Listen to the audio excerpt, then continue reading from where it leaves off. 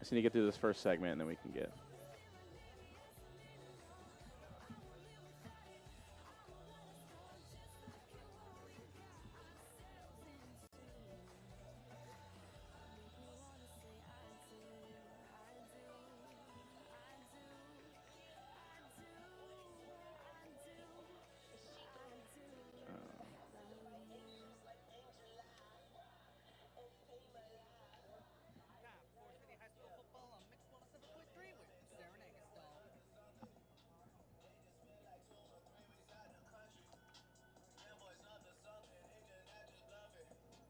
Hey, thanks, John. Good evening, everybody, and welcome to Algona, Iowa, as we get set for the 18th all-time meeting between the Forest City Indians and the Algona Bulldogs in high school football. Non-district action tonight here on KIOW and live at KIOW.com. Zarin Agastel with you this evening from Algona High School, where it is a little bit warmer than it has been all week. It feels not quite as warm as it was last Friday, but it is still a warm night for high school football in the state of Iowa. 86 degrees with a 52% humidity here in Algona this evening. Top of the hour, we kick things off between Forest City and the Algona Bulldogs. This is our Kingland Construction pregame show.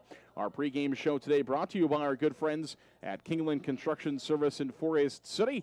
Kingland is proud of our area athletes, and Kingland Construction Service has their new KCS Customs division. KCS Customs for your truck customization needs. Give them a call today at 641-581-0101. Truck customization and Western snowplows through their KCS Customs division there. Again, 641-585-0101. Kingland Construction Service of Forest City, the sponsor of today's pre-game show. We'll have more of the pre-game show next here on KIOW.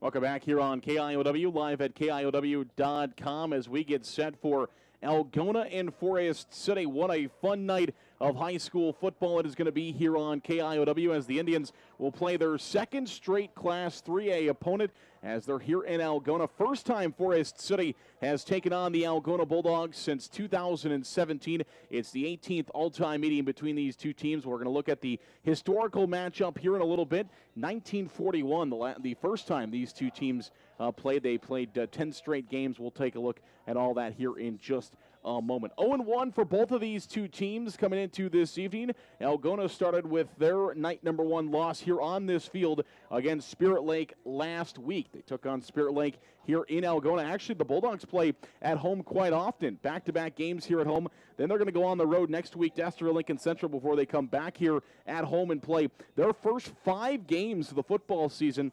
They're going to play 4 of those 5 games on their home field, and that's where they are this evening, trying to stay comfortable here at home, where they had a good lead on Spirit Lake last week, and Spirit Lake was able to come back and find a victory. A common opponent of Forest City is the Spirit Lake Indians. The Indians have a district opponent in Spirit Lake, and will take on Spirit Lake a little bit later on this season once we get into district play. Again, I mentioned Algona, just like Clear Lake, they are in Class 3A this season. Actually, those two teams are in the same district. A lot of those NCC teams in this district, Clear Lake, Humboldt, Webster City, Hampton, Dumont, Cal, to go along with the Bulldogs and Charles City. They're kind of the oddball out there, not part of the NCC, but they are also part of this Class 3A district number 2 that the Algona Bulldogs are a part of. Forest City, they fell as at home against Clear Lake last week in their opener, so the Indians are looking to rebound this evening against the Algona Bulldogs to find a victory here in trying to get the Indians back in the winning column and back to 1-1. Well, we talked about the all-time matchups. Let's take a look at the all-time series between these two teams as Forest City leads the all-time series 11-6. Again, this is the 18th meeting between these two teams, 18th recorded meeting, I should say, between these two teams. Forest City leads the all-time series 11-6. First meeting back in 1941. The last meeting between these two teams was in 2017. There has been 9 games played in Algona. This is the 10th game to be played here in Algona. 8 games have been played in Forest City. We mentioned 10 straight years Forest City and Algona played from 2008 through 2017, in which Forest City won a majority of those games. The longest streak in this series belongs to the Forest City Indians, with the Indians winning 7 straight games in this series. That is the longest between Forest City and Algona. And again, Forest City, last time they won here in Algona, 2014. That was actually my senior year. I remember that game here in Algona. We had a little bit of a rain delay. We had to go and sit inside a little bit, came back out, and Forest City got the victory there against the Algona Bulldogs here in Algona. Last time the Indians were able to beat Algona. Forest City outscoring Algona in this series, 16.6 points per game for the Indians. Algona has scored about 14, little over 14 points per game in this series. Well, that sets up the matchup here from Algona. We're actually going to go to Des Moines now, where Todd Kim is standing by. He's got a look around what's happening in the state of Iowa this week with this week's Scouting Report. Tom, take it away.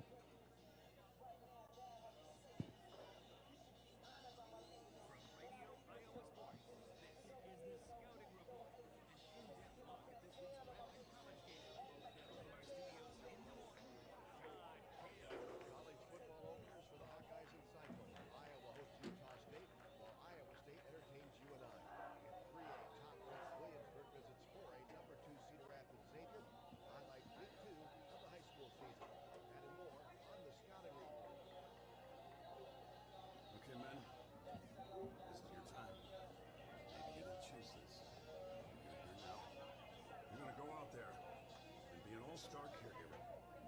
It's up to you. So what are you gonna do? You gotta go grocery shopping, cook, clean, be there emotionally and physically. You gotta dig deeper.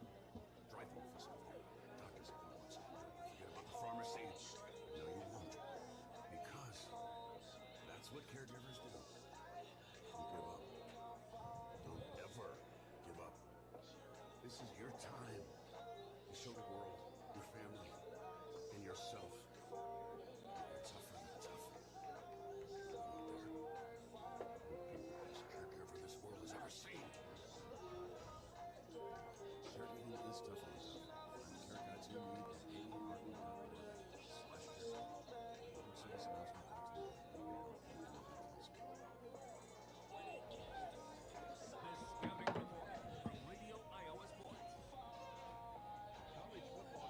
at headlines in the state this summer, but for all the wrong reasons.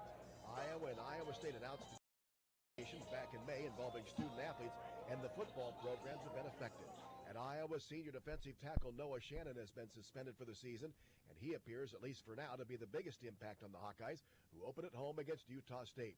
The offseason buzz has also surrounded an offense which gained the services of Michigan transfer Cade McNamara at quarterback. He figures to boost a unit that was one of the nation's worst last year. The Hawkeyes are a better than 3-touchdown favorite, but Coach Kirk Ferentz says the opening week always includes several stunning outcomes. Yeah, whether we win or lose, it's one game, and it's a long season. A lot of things can happen in the next three-plus months. So, whether you win a squeak or lose a squeak or get blown out or blow somebody out, it's just, it's one game, and you got to move on. After suffering a muscle strain in a public scrimmage this month, McNamara's availability this week has been in question. Ferentz has sounded more optimistic as the week has gone on, and if he gets the green light, McNamara says he's ready. Honestly, from a preparation standpoint, I feel really well. I think at this point in my career, I understand what I need to get done from like a film standpoint, and really, I think the coaches have been doing a really good job of getting us ready for this week, and I'm sure my teammates feel the same way. It's an 11 a.m. kickoff in Kinnick Stadium. It'll be carried by Fox Sports 1. A young Iowa State team is even younger in the wake of the investigation that has shelved quarterback Hunter Deckers and running back Jirel Brock along with 2 other starters. Coach Matt Campbell is not named a starter at quarterback heading into the opener against UNI, and hints that redshirt freshman Rocco Becht and true freshman J.J. Cole could both see the field. On the other side, senior Theo Day at quarterback leads an experienced Panther offense. You know, I think for us it presents a great challenge right out the gate. One of the better quarterbacks that I've seen in a while, and, you know, reminds me of, you know, some of those really great Oklahoma State quarterbacks at times that we played that are big and have great vision that can spread the ball all over. And it'll be a good challenge for us, and obviously they can spread the ball and make you pay really fast. The Cyclones have won the last 3 in the series, but the last 2 have been decided by a total of 9 points, including ISU's triple overtime victory back in 2019. It's always fun and very enjoyable to play at Iowa State and at Jack Trice because I just think it's a great venue, great fan base, and being in our own state, I just think that's one of the better games that that probably is the best game in the state of Iowa over the years is that one when you go look at the fan base and the quality of games that have been played. That's Panther coach Mark Farley. It's a 1 o'clock kickoff in Jack Trice Stadium. It'll be carried by ESPN+. Drake begins another challenging non-conference slate as the Bulldogs open at 17th ranked North Dakota. Drake is looking to bounce back from posting back-to-back losing seasons for the first time since the mid-'80s. I think we're going to completely turn it around. And it's, you know, it's not just me saying that. I think it's the whole team really believes that, you know, we're going to have the year that we all expect us to have. That's senior defensive back Joey Lukrich. The Bulldogs ended last season on a 3-game winning streak. Next week, they'll host defending NAIA champion Northwestern College before paying a visit to FCS defending champion South Dakota State. Up next, high school football. On the Scouting Report.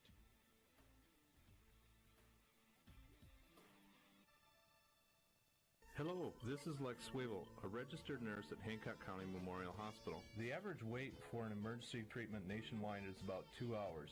When you come to Hancock County Memorial Hospital's emergency room, you can expect to be evaluated within 15 minutes of your arrival. When you have an emergency, Hancock County Memorial's ER is available 24 hours a day, 7 days a week, ready to provide you with the quality and efficient care you need. Your health, our care, a lasting partnership. Hancock County Health System.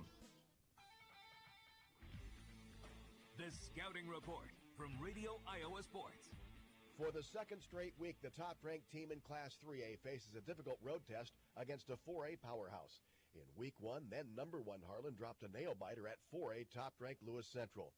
3A's new number 1 team, Williamsburg, is on the road tonight at 4A's second-ranked Cedar Rapids Xavier. Chris Varney has a preview. Both teams had blowout wins in the first round. Williamsburg, it was 42-14 over West Branch. Senior quarterback Kellen Cockrow threw for 5 touchdowns to 4 different receivers, including future Iowa Hawkeye Derek Weiskopf, which will pose a challenge for Xavier and head coach Dwayne Schulte. Yeah, that's a great question. I mean, having Weiskopf there, he's certainly a weapon, but it's like their other receivers and skilled people are very talented, and they have a great line coach in Austin Blythe, Coach Ritchie's son-in-law, so it's going to be a huge challenge. Hopefully our defense can get up to it. Xavier thumped Waverly Shellrock 41-6. Their defense had 8 tackles for a loss against the Go Hawks. Raiders head coach Kurt Ritchie. A team we haven't played for sure, and obviously they have just a tremendous tradition and culture that they've established there. Yeah, so it's always fun to go see how that is. In order to get better, you gotta play the best, and there definitely has been that. 3A number 1 Williamsburg visits 4A number 2 Xavier. For the Scouting Report, I'm Chris Varney. Also in 3A tonight, it's second-ranked Mount Vernon visiting Union. Third-ranked Harlan is on the road at Denison-Schleswig, while fourth-ranked Webster City pays a visit to Spencer. 4A top-ranked Lewis Central is at home against 3A number 7 Creston. It's number 3 North Scott hosting Waverly Shellrock, while fourth-ranked Adel ADM is at home against Winterset. One of the top rivalries in the state is renewed tonight in West Des Moines as 5A number 4 Valley meets second-ranked Dowling Catholic. Dar Danielson will call the game for the Central Iowa Sports Network. Dowling won their season opener 38-21 over Cedar Rapids Kennedy, while a late rally fell short as Valley lost to Southeast Polk 28-14. Valley coach Gary Swenson says stopping Dowling's Rashad Davis is going to be the key, as Davis scored 4 touchdowns on the ground in Week 1. I just think they're going to be a tough out for anybody all season. So we'll see. I'm hopeful that we can be a better football team than we were last week. If that's the case and it's still not good enough, that's the way it is. But Swenson says his players don't prepare or play any harder for this game than others. But certainly if you had them list who they'd like to beat, the top of their list would be this game, no question. Dowling has won 7 out of the last 10 meetings, but Valley stopped a 5-game Dowling win streak in the series last year. Radio Iowa Sports, I'm Dar Danielson. Also in 5A tonight, it's top-ranked Southeast Polk visiting number 7 Ankeny. Third-ranked Johnston is on the road at 8th-ranked Cedar Falls. This season, Bex is recognizing student athletes that are not just a star in athletics, but a player that shows heart in school, at work, through the community, and in the ag industry. Growing up on a farm has taught West Bend Mallard's Mitch Stevens lessons that also apply to athletics. It builds character and just kind of shows you how to work hard, and, you know, however much work you put in is how much you're going to get out. You know, if you stay focused and, you know, work hard, you'll get a lot out of it, but if you don't, you know, you might not see as many results. So it's really just, you know, taught me a lot of life lessons too, and a lot of stuff that's going to help me in my future, I think. For South Tama's Carrie Murty, the sport of choice is rodeo. Her specialty is barrel racing. What we did was we looked for trainers around Iowa or just around us. And I've been to a couple different trainers, and they've all taught me something different, so I just learned off of all of that. Lauren Fleshner from North Butler has been involved in the family farm since she was young. She's taken a special interest in livestock and shows sheep her grandmother raises. Livestock is no easy thing to do. It's not for the weak of heart, and so I feel like I've learned just how hard you have to work, not only with livestock, but then in your sports, and the dedication it takes. Chloe Lambert of Southeast Valley has several generations of farming in her family, and she's learned the value of hard work. I've seen my dad work harder than ever, and it's just really shown that hard work pays off, and when you want something, you do it for yourself. Other people don't do it for you. In softball, Chloe is a first baseman and pitcher, and she's also passing along her knowledge by giving pitching lessons. I love it, though. It means a lot to know that there's younger kids looking up to you, and I want to do whatever I can to help them get to where they want to be. Bex, players with heart. The rest of Week 2 is next on the Scouting Report. We know you're busy, but your health care should not be delayed. Hancock County Health System's Britt Medical Clinic offers extended hours for your convenience. We're open from 7:30 a.m. to 7 p.m. on Tuesdays, Wednesdays, and alternating Thursdays with Dr. Shannon Mobley. Hi, I'm Cami Ochoa, Director of HCHS Clinics. During extended hours, you can be seen for something you've been putting off for a while or for something that's suddenly keeping you down. Call for more information, 641-843-5050. Hancock County Health System, your health, our care, a lasting partnership. The Scouting Report from Radio Iowa Sports. Two teams that opened the season with victories collide this evening as Hinton pays a visit to Western Christian. Daniel Versteeg has a preview. Hinton's coming off a 10-0 win over their rivals from Galen Catholic in Week 1. The Jays got inside the 10-yard line twice against Hinton, but was turned away both times. And head coach Kadrian Harderson says that shows his guys have a lot of fight. I was real happy with the way that our guys fought, especially defensively. You know, we had our backs up against the wall multiple times, and we always came through. And that was great to see. There was no cashing in the chips. Western Christian defeated Boynton Hull Rock Valley 27-6 last week, accumulating 338 yards of total offense. Coach Harderson says his defense will need to be ready for a myriad of athleticism tonight. Their athleticism just pops off the page at you. They've got guys at every level. Their quarterback's a stud, their running back's a stud. They got a couple of receivers that are studs, and they can block up front. And they just do a myriad of things offensively. The Blackhawks are up a class now in 1A for the first time since 2017 and have embraced the challenge. Partner together to help your strategy stay on track. Contact Patrick and his team today at 641-582-2248. Edward Jones, member SIPC. Ready to sell your home? First Choice Realty is here for you. There are more homes needed to meet the demand of our pre-qualified buyers.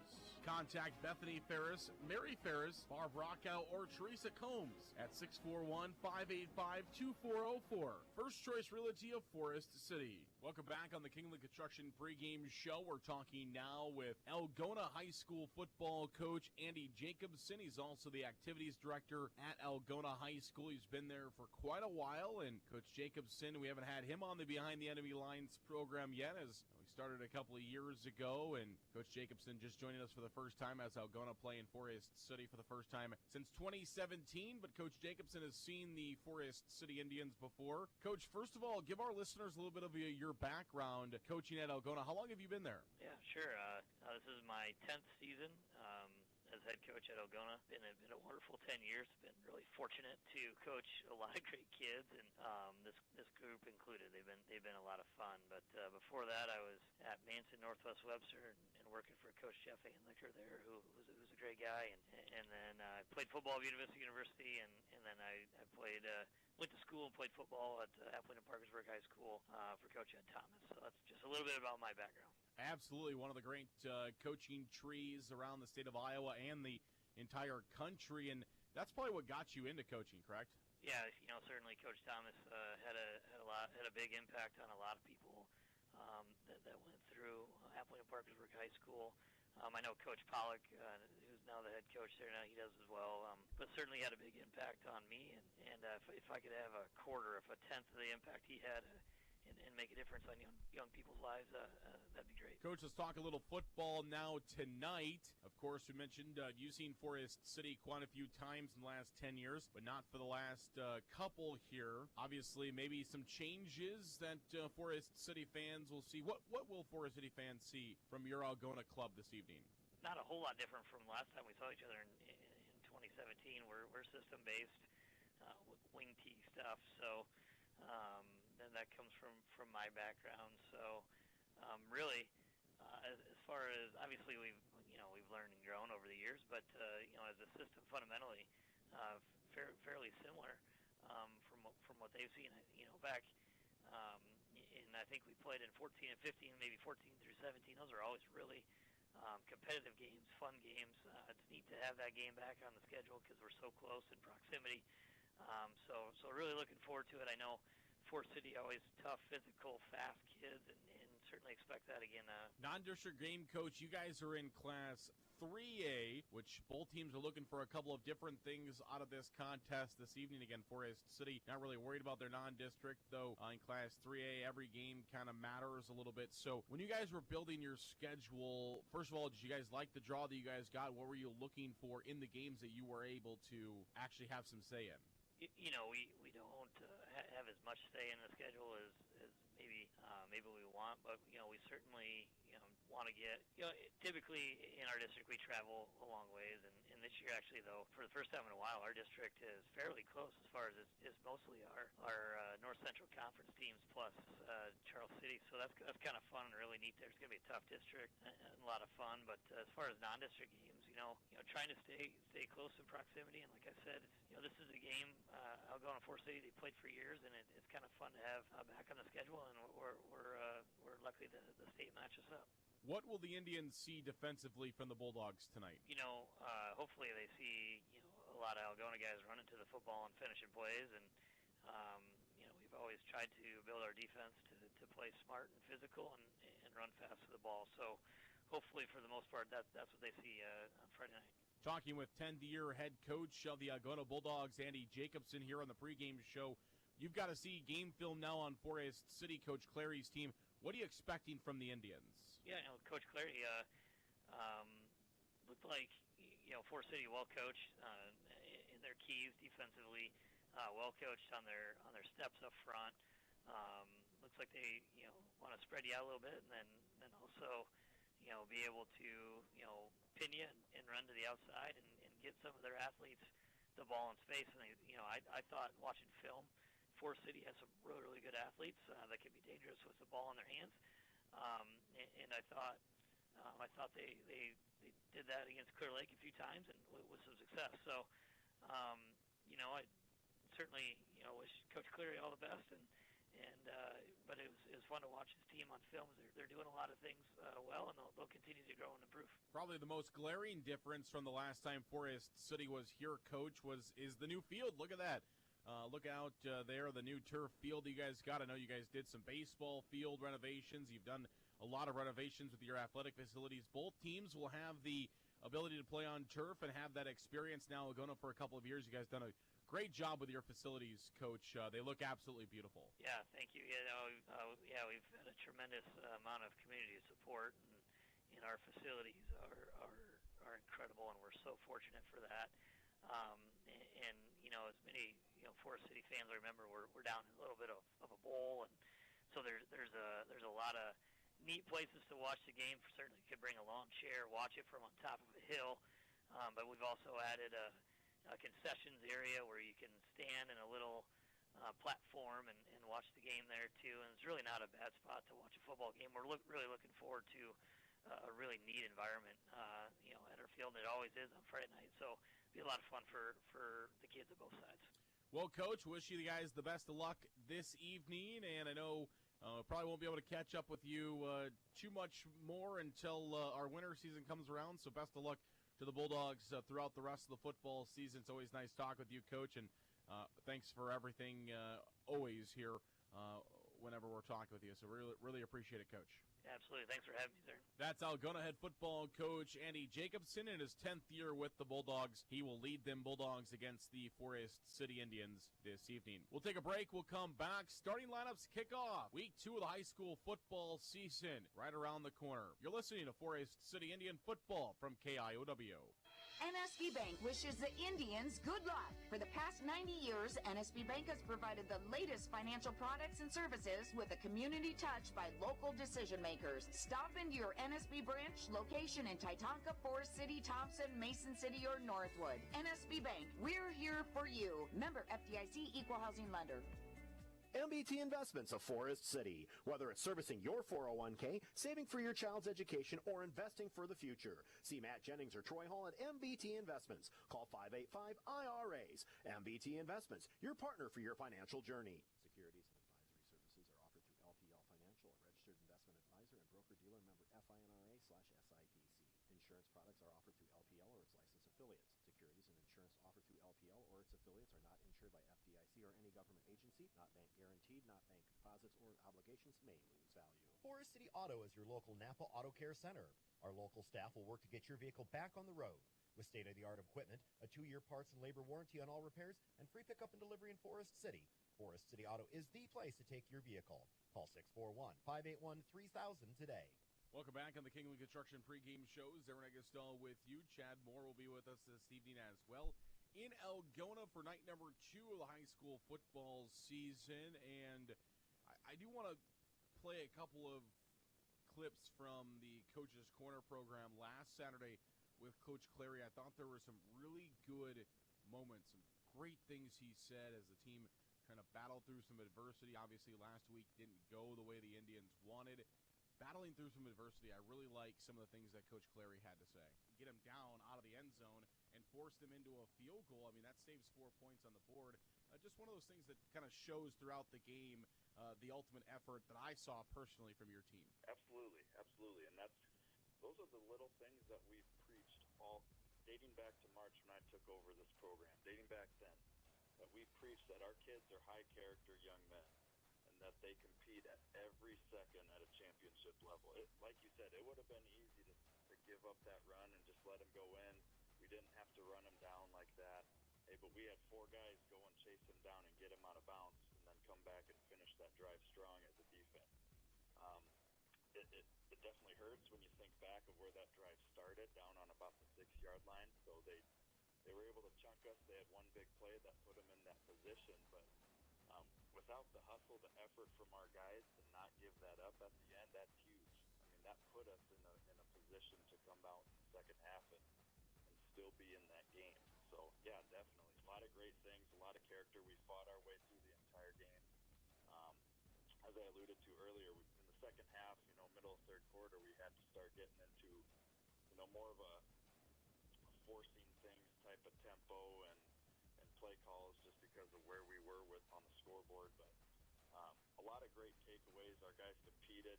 We talked about what it means to be a competitor and how the game's not over when you fall down. You're going to get knocked down. You're going to get punched in the mouth. The game's over when you refuse to quit getting back up. And I don't feel like our guys ever quit giving up. They got back up every single play, every mistake. They bounced right back. They went on to the next play, and they kept going. They kept digging all game long. So a lot to be proud of as a head coach for sure. Offensively, Coach, got to be some bright spots you saw there. Yeah, so again, in the first half, we were kind of able to do a lot of great things. We moved the ball on them a lot of times. A couple key turnovers in the red zone or on the fringe of the red zone that, ultimately hurt the outcome of the game and what the game looks like. But having one offensive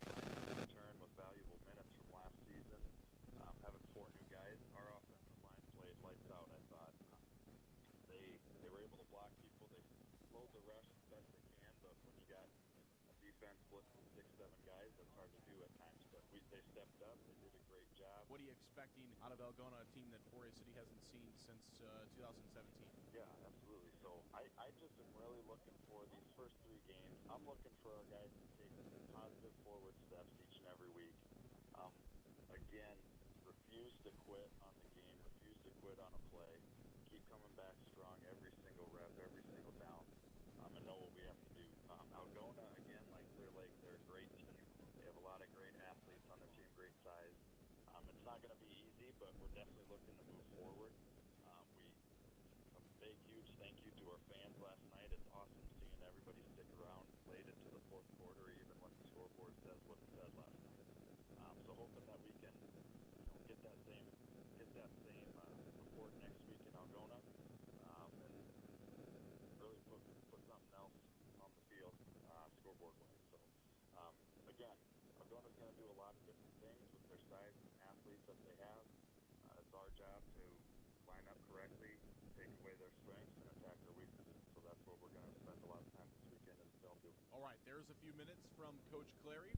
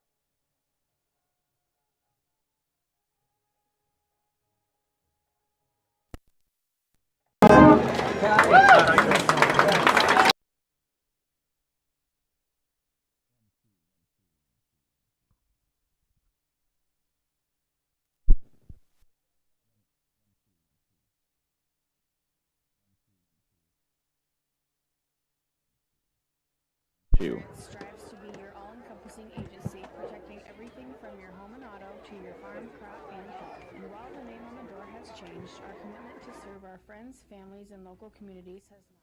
Find us in our 3 locations, Titonka, Forest City, and Thompson. Call 515-928-2085 or learn ways to protect your future at HigherSpearINS.com.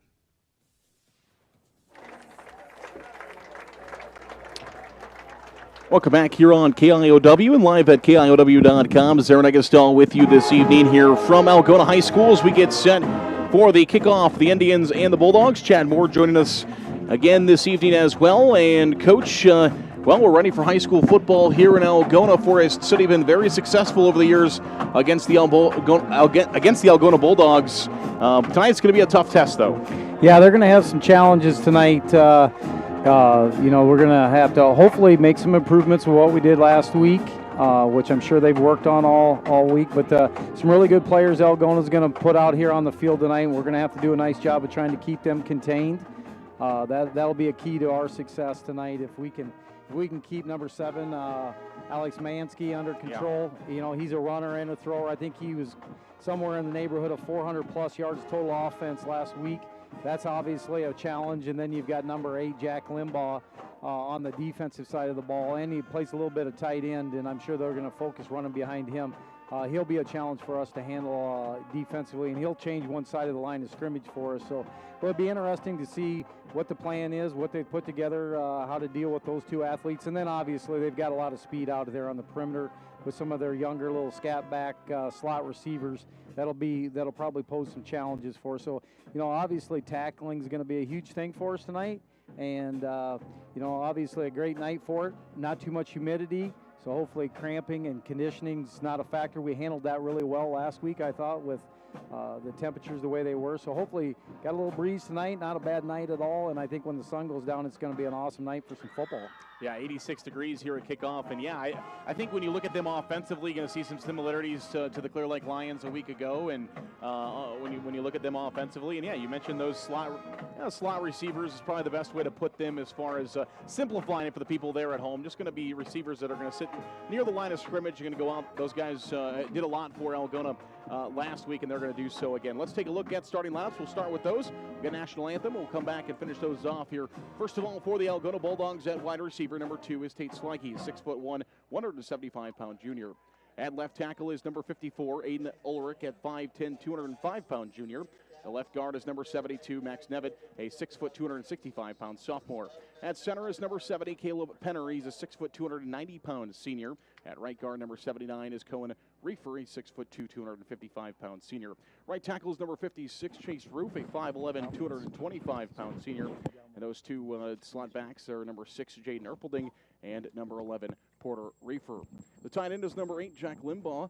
He's going to sit at 6'4", 230 pounds. He's a junior. The running back is number 4, Evan Alley. He is a 5'10", 165-pound junior. And the quarterback we mentioned is number 7, Alex Mansky, at 6'3", 210 pounds. Come back after the national anthem for kickoff between Forest City and Algona right after this.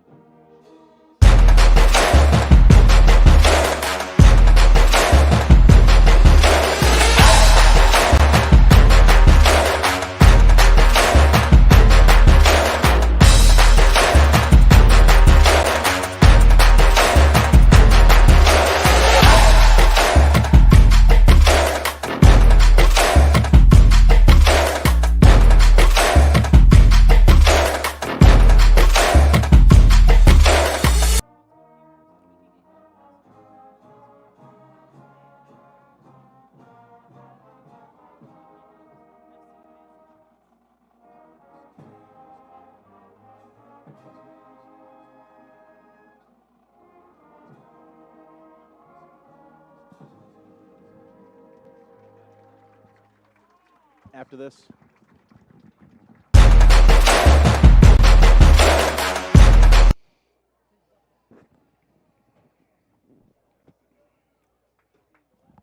Welcome back here on KIOW, live at KIOW.com. We'll take a look at the Algona starting defense. Will look like this. Defensive tackle is number 77, Hunter Clash. He's a 5'10", 225-pound senior. The defensive tackles, the rest of them look like this. Number 54, Aiden Ulrich, we talked about him. And then the other defensive tackle is number 8, Jack Limbaugh. The linebackers are number 2, we talked about Tate Slaggy. Where's number 2, 6'1", 170. Linebackers, the other linebackers, number 44, Reed Lewegi, 6'3", 205-pound senior. Number 31 is Landon Thompson, a 5'8", 165-pound junior. And number 23, Matt Hoover, a 5'10", 170-pound senior. The corners, number 3, Devin Larson, 5'10", 160 junior. And number 27, Ashton Moreno, a 5'9", 165-pound junior. The free safety is number 7, Alex Mansky, a 6'3", 210-pound junior. And the other safety is number 4, Evan Alley, a 5'10", 160-pound junior for the Bulldogs. Taking a look at the Indians' starting offense and defense, that'll look like this. Same starting offense and defense we saw for Forest City a week ago. The defensive end is number 44, Parker Cox, 5'8", 205 junior. The DT is number 53, Nick Donchi, 6'1", 182-pound junior. And number 78, Brock Good, a 6'1", 210-pound junior. The other defensive end is number 20, Corey Thorson, 6'3", 191-pound junior. Linebackers, number 25 is Grant Woogie, 5'11", 180-pound senior. And number 5'5", Sam Clausen 5'10". Senior there for Forest City. The rest of the starting lineups for the Indians look like this. At linebacker, as Luke Kearney will be there, 5'7", 186-pound junior for the Indians. The safety is number 4, Jack Thompson. The other safety is number 7, Jackson Archer. The corners, number 3, Carson Hall, and number 88, Benton Feldman. For Forest City on offense, going to look like this. The offensive line from right tackle, number 77, Tristan Bransoy. The right guard, number 63, Peyton Klein. The center is Kearney once again. At left guard, number 69, Gabe Kozma. Left tackle is 78, Brock Good. The wide receivers are Jackson Archer, Jack Thompson, 7 and 4 there, and number 85, Willie Holmes, 6'5", 210-pound junior. The running back is number 5, Sam Clausen, and the Indians starting quarterback, he's a junior, wears number 9, Ty Delavu. The Indians will wear all white jerseys here on the road in Algona this evening. The Indians all white helmets, pants, and jerseys. Algona will wear white helmets with red jerseys and white pants. Looks like the toss is going to be won by Forest City, and the Indians elected to defer to the second half. Algona will receive the football, so the Indians will kick and start on defense. So we'll see the Forest City defense, and right away we're going to see the three-star quarterback Alex Mansky and his offense for the Algona Bulldogs. Yeah, and that's going to be a key tonight. We're going to have to be able to keep him controlled. I mean, dual threat kid, threw for over 200 yards and ran for over 100. So he's got a really good arm. He's going to scramble well. So we're going to have to keep him under control. Obviously, it's going to help offensively if we can get the ball back and manage the chains, manage the clock, keep the ball out of their hands.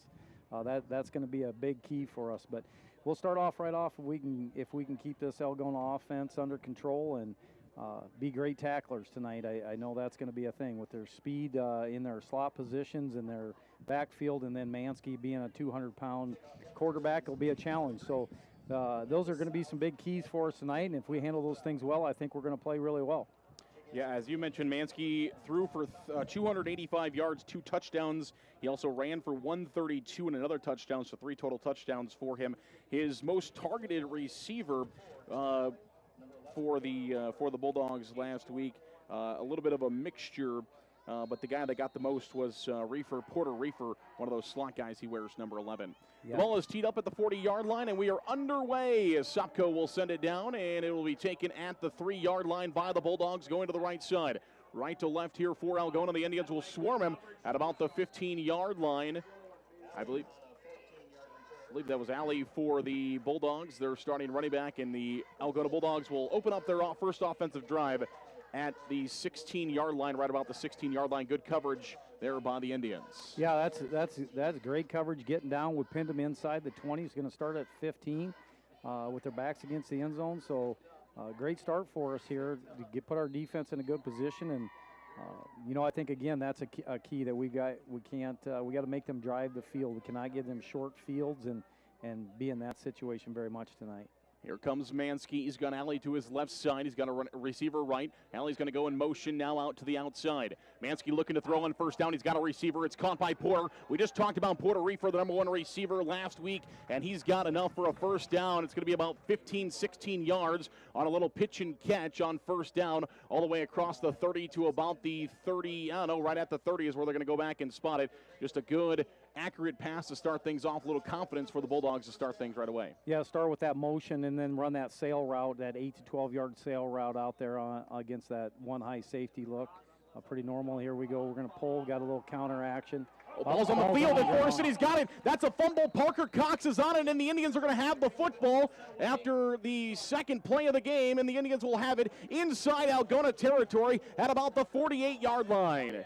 Algona had about a 15 to 20-yard rush there. They were going down the field. Ball pops out at about the 48. Parker Cox jumps on it, and the Indians have first down and 10 inside Algona territory at the 48-yard line.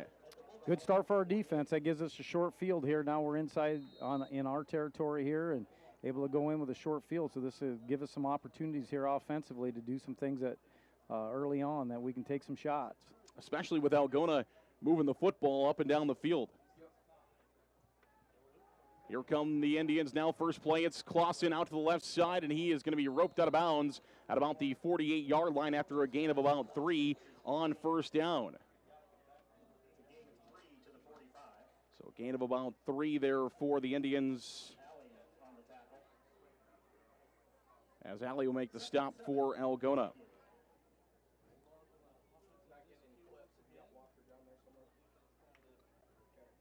45-yard line, the Indians will once again break the huddle in all white. 2 receivers right, 2 receivers left. Delavu in the gun. Standing at the 50-yard line, he'll take the snap. He's going to boot out to the right side. He's looking downfield, looking for a receiver. He's got Archer. It's caught by Archer across the 40-yard line, close to the 35.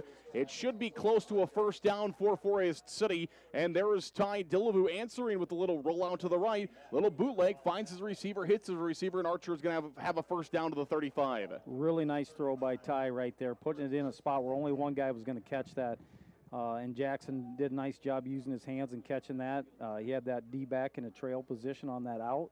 Nice throw by Ty. Nice catch by Jackson. And first down, we're moving the ball. First down and 10 for Forest City. 2 receivers right, 1 receiver to the left. They're going to hand it off. This is Cox, the running back for the Indians, and he's going to find a couple up the middle. He recovered the fumble for the Indians on defense.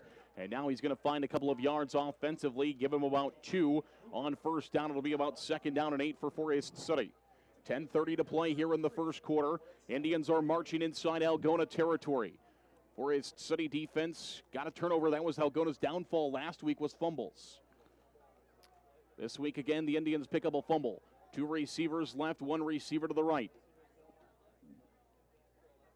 In the gun, Delavu sends 1 man in motion. That's Thompson, left to right across the formation. They're going to give it back to Clausen. Clausen looking for a little running room, maybe had a little bit more to the outside, but he cuts it back inside of the tackle, and he's going to find maybe about a yard, and it's going to be 3rd down and long, but 3rd down and manageable for about 7 yards to go here for Forest City.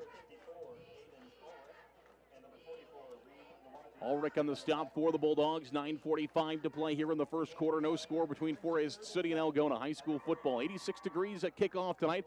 It's sunny here in Algona. Turf football field with the big Algona logo in the middle. 2 receivers to the right, 1 receiver left. Indians have a tight end in the game as well. Running back in the backfield. Here's the snap. Delavu will throw. It's caught at about the, he's going to be taken down quickly. Great tackle there by the Bulldogs, as that was Devin Larson, the junior defensive back, as he makes a great tackle.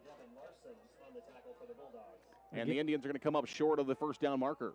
Yeah, just a little bit short there. Weren't able to run through again, though. And really nice throw by Ty, putting that thing right on the money. Hall makes the grab. Just D-back was in a great position, was there to make that tackle right away and got him to the ground to come up a little bit short. So now we're about, 2.5, 3 yards here. We got to get something going. We're going to go for it. Obviously deep in their territory, so we might as well take a shot at it. At the 27-yard line, 4th down and 2. The offense is on the field, and they get him to jump. That's right in the neutral zone. That's first down and 10, Forest City. Just like that, the Indians will get Algona to jump off sides, and they'll have first down and 10, marching inside Algona territory, now to about the 22-yard line. 8:44 to play here in the first quarter. Great start here for the Indians. And we couldn't ask for anything better to get a turnover, get a short field, and convert a couple first downs here and putting a drive together. This is an excellent start for us. 8:43, the clock will continue to tick down. The Indians will break the huddle in their all-white jerseys. 2 receivers right, 2 receivers left. Delavu in the gun with Clausen. He'll look left. Now he's looking to the right side of the offense. 11 on the play clock. He'll take the snap, looking to throw. Looking across the middle. It's caught by Thompson. He's streaking across the middle, and he's got a catch near the 15-yard line. Mark him down at the 16. It's going to be a gain of about 7 on first down for the Indians, maybe 6. Either way, it's going to be second and short for Forest City. Give him a gain of 6 to the 16-yard line. Makes it second down and 4 now for the Indians. 8:05 and counting here in the first quarter. Can Forest City find their first score of the football season right here to take a lead on Algona? 2 receivers right, 2 receivers left. Thompson and Holmes are left. Archer and Hall to the right. Delavu from the gun takes a snap, looking to throw. Now he's going to run. He's got some running room. Great block by Brock Good. He's got to get rid of the football towards the end zone. It is in and out of the hands of Thompson. I think he would have been out of bounds anyway. But thrown to the end zone. Good coverage there by Algona, as the Forest City offensive line did a great job of giving Dillevue some time, just nobody to throw to. Nope, and Ty did a good job of keeping his eyes downfield, moving the pocket, got out, bought some time with his feet, a lot like he did last week, which I thought he did a nice job. Offensive line did a really good job giving him the time. He was trying to buy some time more there to get somebody open, kind of in a scramble mode where you got to try and break down that secondary with some feet, and just unfortunately nothing opened up. The Indians will have 2 plays to find 4 yards here, 3rd down and 4. They're going to hand it off to Clausen. That's why they run on 3rd down. He's going to find a couple. He's going to be short. Penalty marker comes in late, not in a good area if you're wearing red and white. As the penalty marker will come in right at the feet of the Forest City offensive lineman with 7:35 to play here in quarter number 1. Probably more if you're wearing a white uniform. We're a lot of red and white out there, Zeke. Yeah, that's right. A white uniform. Yeah, Algona. Well, see, Algona usually is more black. Why don't they have any black on? Yeah, they did take a lot of that out of their uni, that's for sure. Yeah, exactly. See, I've always been able to say red and white because the other schools that use red around here, Garner, Algona, all these schools, they use red and black. They don't use red and white. But yeah, you're right. Algona really has taken the black besides the actual end zones here that are all painted in black. Algona in one, Bulldogs in the other.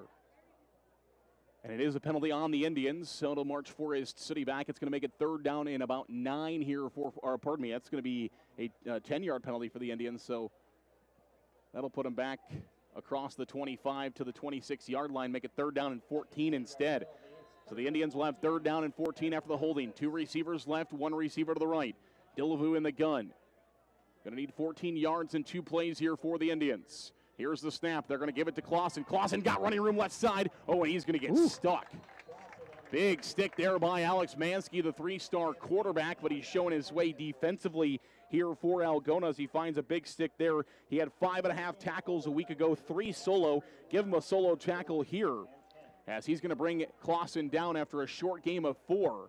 So it's going to make it 4th down and 10 for Forest City from the 22-yard line of Algona. Going for a big field goal here. Okay. Bringing Ty Sopko in, 40-yarder. 40-yard field goal for Ty Sopko out of the hold of Dillevue. Snap is good. Hold is good. Kick is up. It is got the distance, and it is good. First points of the season is going to be a 40-yard field goal, and now the Indians quarterback is laying on the ground with a penalty marker. And we do have a flag, and it looks like it could be roughing. They might have ran into They ran Ty. right into the Indians quarterback laying on the field. The Indians. Yeah. So the Indians are going to decline the penalty. They're going to take the 3 points. Looks like Dillevue's okay. I think if Forest City would give those 3 points back to make sure their quarterback is fine, but it looks like he's going to be fine either way. 3 points on the board for the Indians. 6:44 to play here in quarter number 1. We'll come back for kickoff in 1 minute.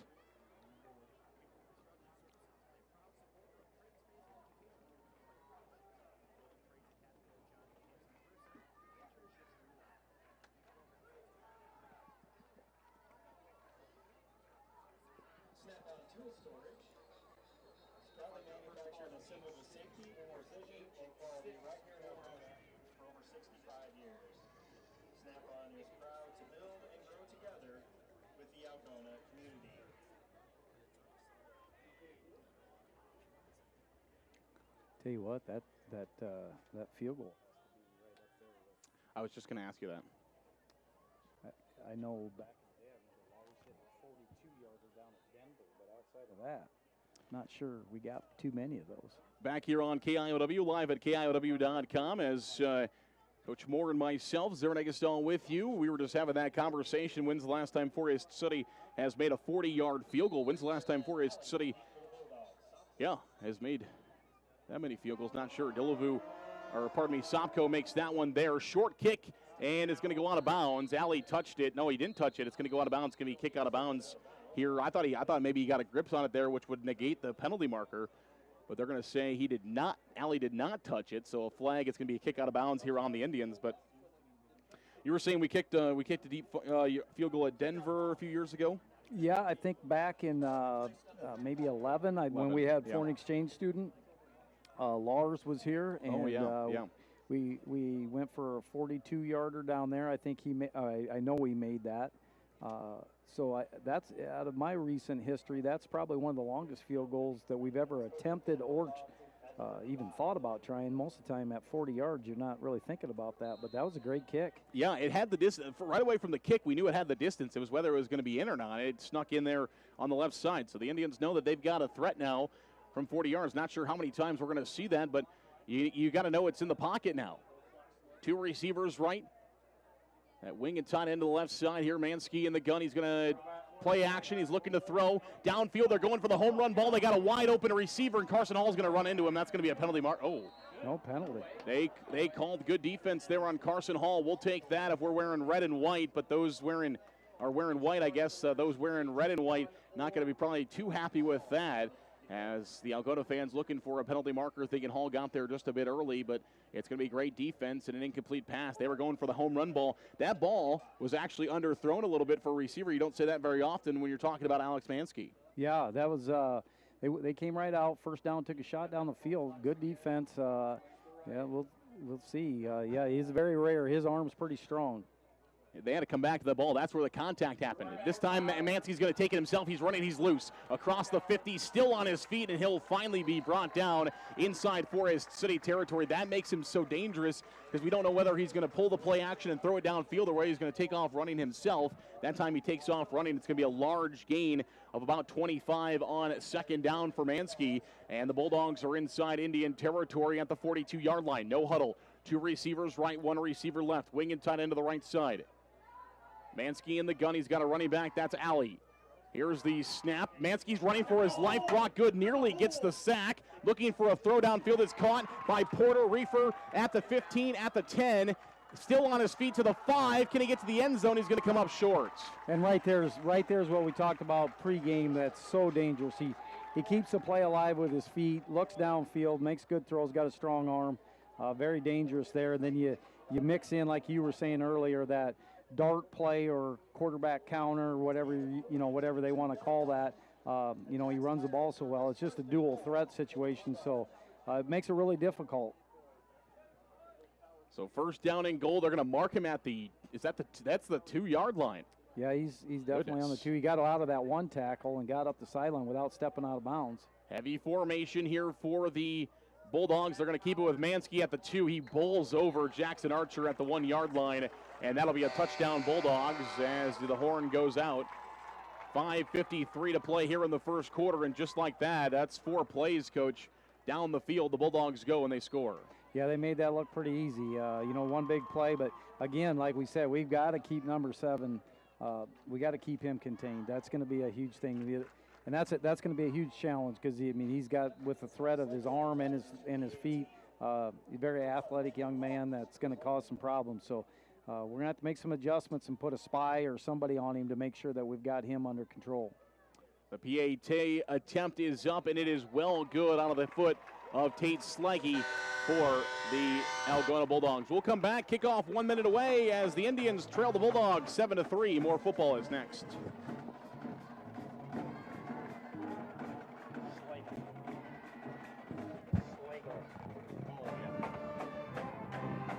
That's the old baseball coach's kid. Yeah. I just read my sheet wrong.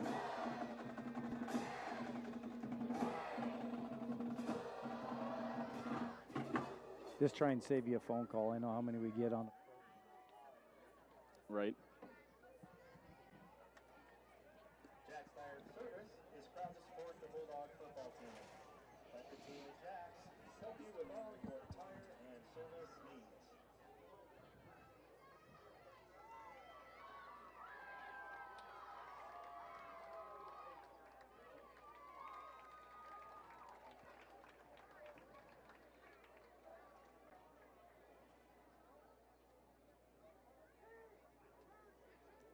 Welcome back here on KIOW, live at KIOW.com. Mansky so far for the Bulldogs, 45 yards on the ground. That rush was 24. I had counted out in my head 25, but 24 yards officially on that rush. He has also thrown for 52 yards on the day for the Bulldogs. He has 3 attempts, 2 completions, 52 total yards. His long of 39. That was that pass play that got down to the 2-yard line. They finished off the touchdown run there for Mansky. Algona will tee the ball up as Tate Schlegel will tee the ball up at the 40-yard line for the Bulldogs. The Indians will send Jackson Archer back to receive for Forest City. On the left side, and Vinton Feldman will take it at the 5, also back there for the Indians. Feldman up to the 25, and oh man, I don't think so. They're going to get the Indians for a block in the back there. I thought he got around him, but there is going to be a block in the back penalty on Forest City coming up at about the 23-yard line. Yeah, that's gonna put us buried back in there and put our backs against the wall. So now, this is not good starting position where we want to be. So we're really gonna have to buckle in here and lean on our O-line here a little bit heavy to get us out of here to make sure we open up some holes, because you're gonna have to take those. You're gonna have to run a little bit before you can take that shot. Or definitely the other option is to throw it up over the top and see if you can get a PI. Yep. And maybe relieve yourself of this field position a little bit.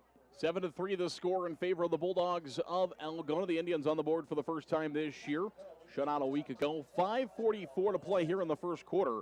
The Indians penalty will back them up at their 11-yard line. So 1st and 10, Forest City from the 11. They'll have 89 yards of Algona turf to go. 2 receivers left, 1 receiver to the right. Running back in the backfield for the Indians. Dillevue is still good to go, it looks like. He was laying on the ground for a while after that PAT, but looks okay.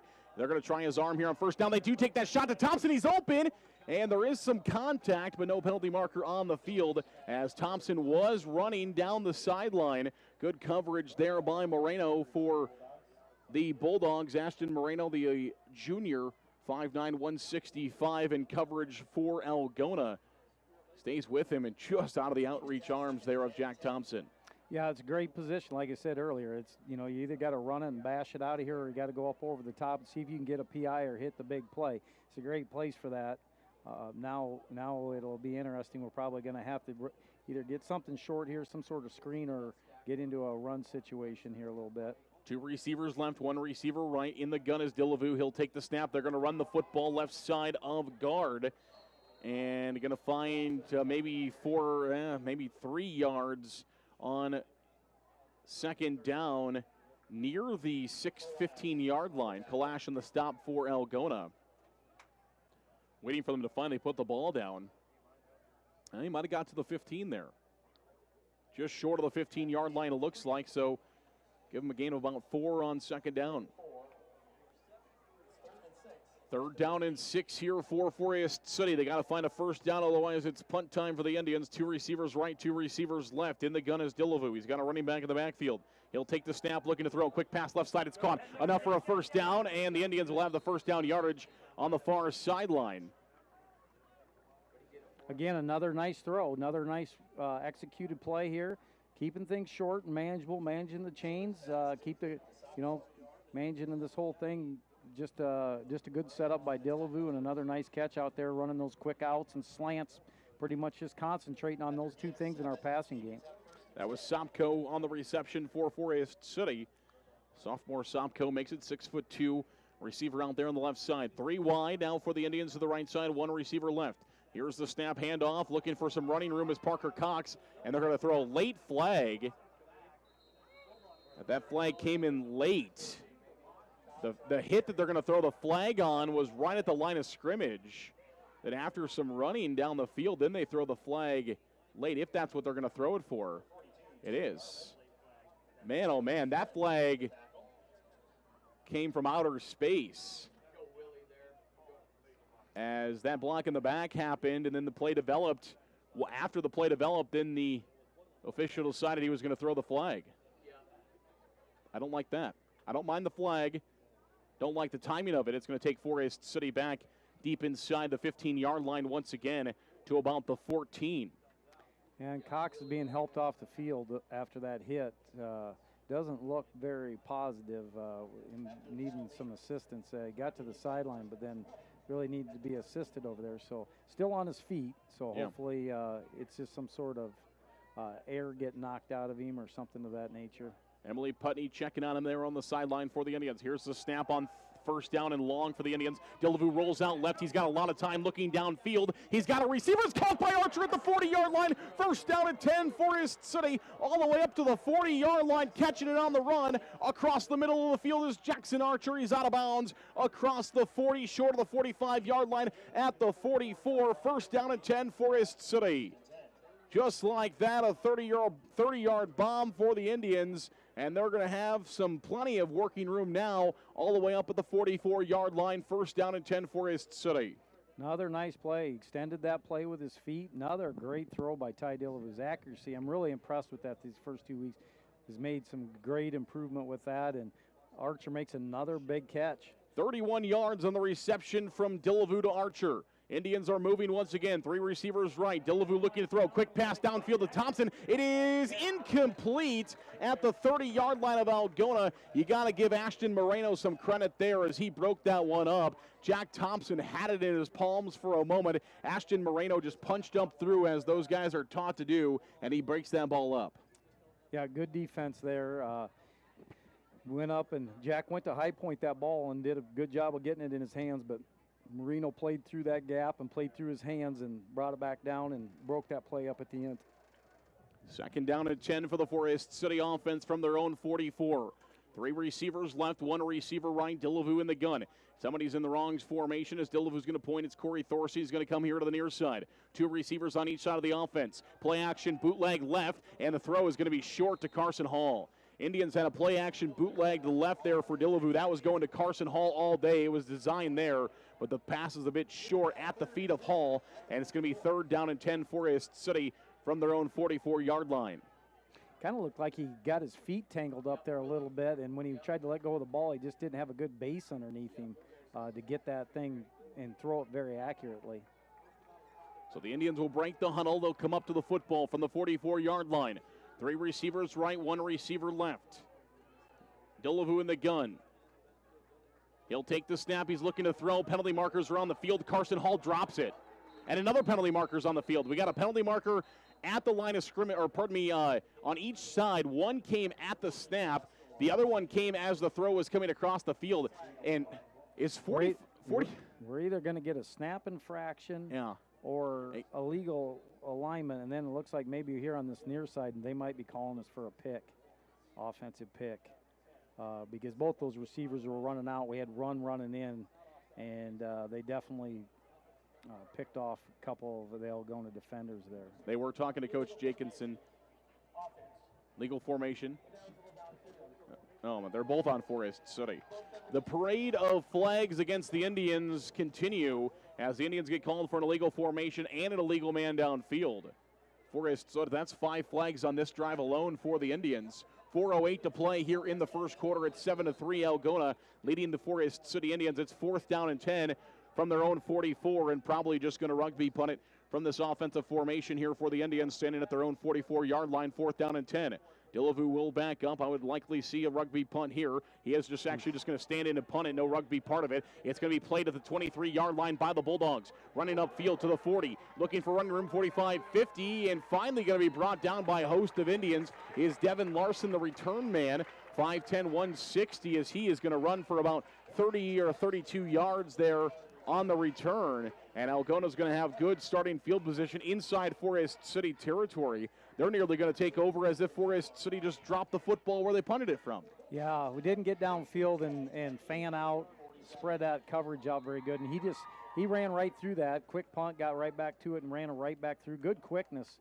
Again, we knew Algona had some pretty decent speed from some of those little slot receivers back there. So penalty marker out there. Might be too many men on the field. Yeah, broke that huddle. Number 8 come running off, but they'd already broke the huddle, and he was trying to get off the field. Yep, so Limbaugh didn't get off the field quick enough. 12 men on the field for the Bulldogs, and that'll take the 5 yards back inside Algona territory at the 48-yard line. Limbaugh also a guy that's being heavily recruited at both juniors. This is a junior-heavy Algona football team. Most of the guys that are studs on this team going to be juniors. You do have a few seniors you're going to sprinkle into that junior class. They are quite good for Algona. Here's Mansky's going to snap another flag. Might have a false start now here on Algona to keep backing them up. It is false start Algona. So 10 yards and penalties to start the drive, and Algona's going to start first down and 20 instead of first down and 10. Back-to-back penalties. And that's a big deal, and I'm not sure the numbers right off the top of my head, but I know it's a very low percentage. When you start 1st and 15 and beyond, it's hard to convert that over on the down. So that's definitely in our advantage defensively to start with that long start here on first down. Hopefully we can take advantage of that and get a stop. We'll see if we can get the stats guy on it. Here's the snap, handoff. It's going to be that double handoff that Clear Lake ran, and Limbaugh's going to have it across. They're going to get about 10 of it back. Pardon me, that's not Limbaugh. That's Jaden Erpelding, the senior running back. Yeah, and there's definitely what you see when you start putting stuff on tape. Clear Lake ran that play with a lot of success last week, and they ran it over and over. Obviously Algona saw how they did it, and that mixes right in what they do offensively. Yeah. Very similar offense and formation, so they just put that in because they knew that was something we had to work on. Mansky himself, he breaks the tackle. He's loose. They're going to have all the yardage back. Alex Mansky broke a tackle at about the 49-yard line. He ran over a Forest City defender at the 44, and he stays on his feet all the way down to the 35, and Algona made that look about as easy as possible to get all 20 of those yards and more back as the Bulldogs have it first down and 10 from the Forest City 35-yard line with 3:11 to play here in quarter number 1. Bulldogs 7, Indians 3. One receiver right, 2 receivers left. Mansky in the gun. He's got that wing to the right side. Here's the snap. Mansky looking to throw. He's got some time looking downfield. Wide open down Broadway. Walking into the end zone is Erpelding. Erpelding could have grabbed himself a snack and a bag of chips, come back, and still nobody would have been around him as he walks into the end zone for a touchdown with 2:54 to play here in quarter number 1. Yeah, they ran all verts there against a one high safety look. I'm not sure if we had a bust in coverage or we meant to be in that cover 3, but they ran that verts against one high safety, and obviously you're outnumbered. You got 3 guys defending the deep third, and that 4th guy running free, and Mansky's a good enough quarterback. He's not going to miss that guy. Wide open, looking for the extra point here is Schlegel. Snap is good, hold is good, kick is up, and it is also good. 2:54 to play here in quarter number 2. It's Algona 14, Forest City 3. Kickoff is a minute away.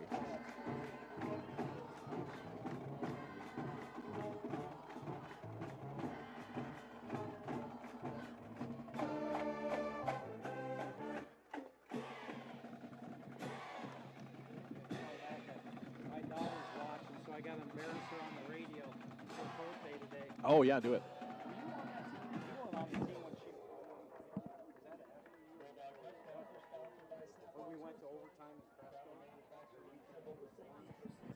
Yeah, I think that would have been. Oh, Kurt's years. Oh, yeah, that was way before. That was Zach. That was Zach. My brother would have been a junior. One egg is all. They're all. Yeah, my brother would have been a junior. Yeah, that was the weekend they followed.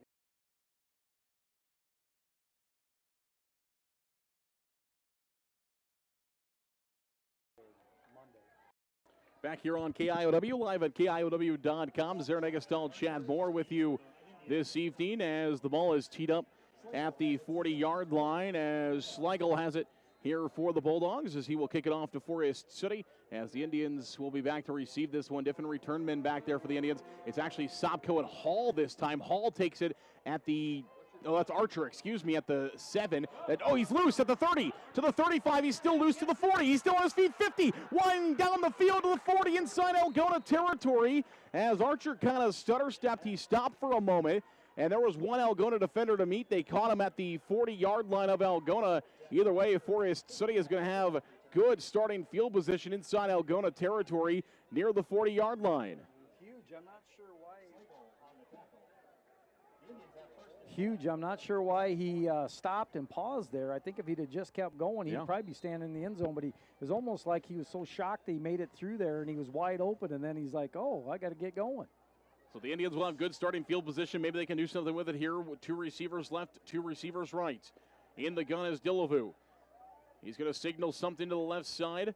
He'll take the snap, looking to throw to the right side. He's got an open receiver caught by Thorson, and he is going to be wrestled. And when I mean wrestled, I mean double-legged straight to the mat. But either way, the Indians will take the 9-yard gain there on first down as, Coach, you like to see a tackle like that, I'm sure. Yeah, Mr. Slagle, he's a state place winner in wrestling, so he's done that a few times, and he just applies it to the football field, which is pretty natural. Those guys do a good job, bro. Those guys that wrestle around in the winter, they're usually some of your better tacklers normally. 2 receivers right, 2 receivers left. 2:08 to play here in the first quarter. Indians will throw again. Wide open receiver, and it is going to be caught. Moreno nearly picked that one off. I actually didn't see him either. I'm not sure Dillevue did. I thought he had a wide open receiver. Instead, Moreno comes flying in. If he's a second earlier, that's a pick off for Algona. But the Indians will take the first down yardage. The catch across the 25 to the 24. First down and 10 Forest City. Yeah, absolutely. He made a break on that ball. I think he was 100% going for the ball and then ended up just making a tackle just because he ran through the hands and was able to lock arms with Thompson there. 6-yard gain for Jack Thompson, and the Indians a first down. They've got yardage now, I guess, in field goal territory, or getting close to. 2 receivers left, 1 receiver to the right. That's weird to say. Ball's on the ground on the snap. Dillevue is going to be thrown way backwards, and we have a late penalty marker on the field. That snap was low. Dillevue had to pick it up and just fall on it. He falls on it all the way back at the 30-yard line. It's going to be a loss of about 7 for Forest City, but a penalty marker is on the field. We'll wait to see what this is. Looks like it's going to be a chop block against Forest City, the initial indication. And it is going to go against the Indians. It's a little high. I didn't even see where that was at. Yeah, that was internally, and normally what happens there is, linemen will engage themselves up top in a pass blocking situation. Another one either gets knocked off their track, whatever, falls, goes below the legs, and then ends up knocking a defensive lineman. And then you've got them engaged high and low, and then that ends up resulting in that chop block penalty. All the way back at the 39-yard line now, so first down, and the Indians are going to have to go about a county mile here at first down and 25 to go from the 39-yard line. Here's the snap to Dillevue, looking downfield. He's got Archer. Archer looking for it. It's through his hands, incomplete. Indians went for the home run to about the 10-yard line. It was in the pocket there, but right through the hands of Jackson Archer. Yeah, it got kind of turned around. He was looking over his inside shoulder, saw the ball as his outside, kind of went to switch and turn around there and just got kind of twisted up a little bit, and that's a difficult catch. Throw was thrown to the outside, which is a good throw because that's the only spot that, only Archer was going to catch. That was not going to be left behind so an Algona defender could pick it off. So not a bad decision right there. 1 receiver to the right, 3 receivers left for the Indians. They've got second down and 25. 1 man in motion, that's Thorson. Now Forest City's got 12 guys moving, and penalty markers are going to be out on the field. Geez, I don't know what the number is so far, but it seems like we've had more penalties in this first quarter than we had all last week between the two combined teams. Yeah, I was going to say combined between the two teams. We do have that. I will work on that. But yeah, that's tough for the Indians fighting the penalty bug right now. Algona's been charged with quite a few themselves, though. And the ball is now going to be marched all the way back near the 45-yard line, 44. And now the Indians, goodness gracious, they're going to have to get almost to Esterville now for a first down. Dillevue's looking to throw, still looking to throw. He'll throw across his body. It's caught by Thorson. And it's going to be caught by Thorson near the 30-yard line, giving him about 13 yards on the reception at the 31. So give him, I'm going to say about 13 there up to the 31-yard line. We'll see what's officially marked at. Right around 13 yards to the 31, and now Forest City has third down and semi-manageable. Yeah, good job bringing a good patience, bought some time again with his feet, and let Thorson get across that formation, and you start to break down that secondary like that, it makes it really tough. Game clock and play clock are the exact same 10 seconds. Here's the snap. Dillevue looking to throw towards the end zone. Thompson up top. It is incomplete. Thompson tipped him up, and Moreno had the best chance at it. The defender for Algona, Moreno, after Thompson tipped it, had the best chance to get that, and now it's fourth down, and Forest City is going to have to make a decision here with 3 seconds left on the clock here in the first quarter. 14-3 with the incomplete pass. Now the Indians will have to run another play here in the first quarter. On 4th down, and doesn't look like they're going to try to extend the field goal kicking. So instead, they're going to go for it here on 4th down and half of Estherville. 2 receivers right, 2 receivers left. Here's the snap to Dillevue, looking to throw across the middle. It's caught by Hall, but he's going to be about 15 yards short of the first down marker. The Indians threw a completion for about 5 yards, but they needed 17, and that'll be the end of the first quarter. We've played 1 quarter of play. It's Algona 14, Forest City 3. We'll come back for quarter number 2 right after this.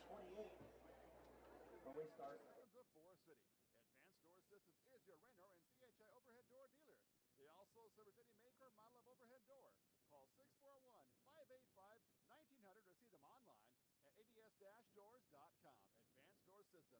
The right door, the right way. The Super Bowl in Forest City is open for league and open bowling with Cosmic Bowling Friday and Saturday nights. Enjoy food from the grill or delicious Bucchese pizza to complete your experience. The Super Bowl, Highway 9 East of Forest City.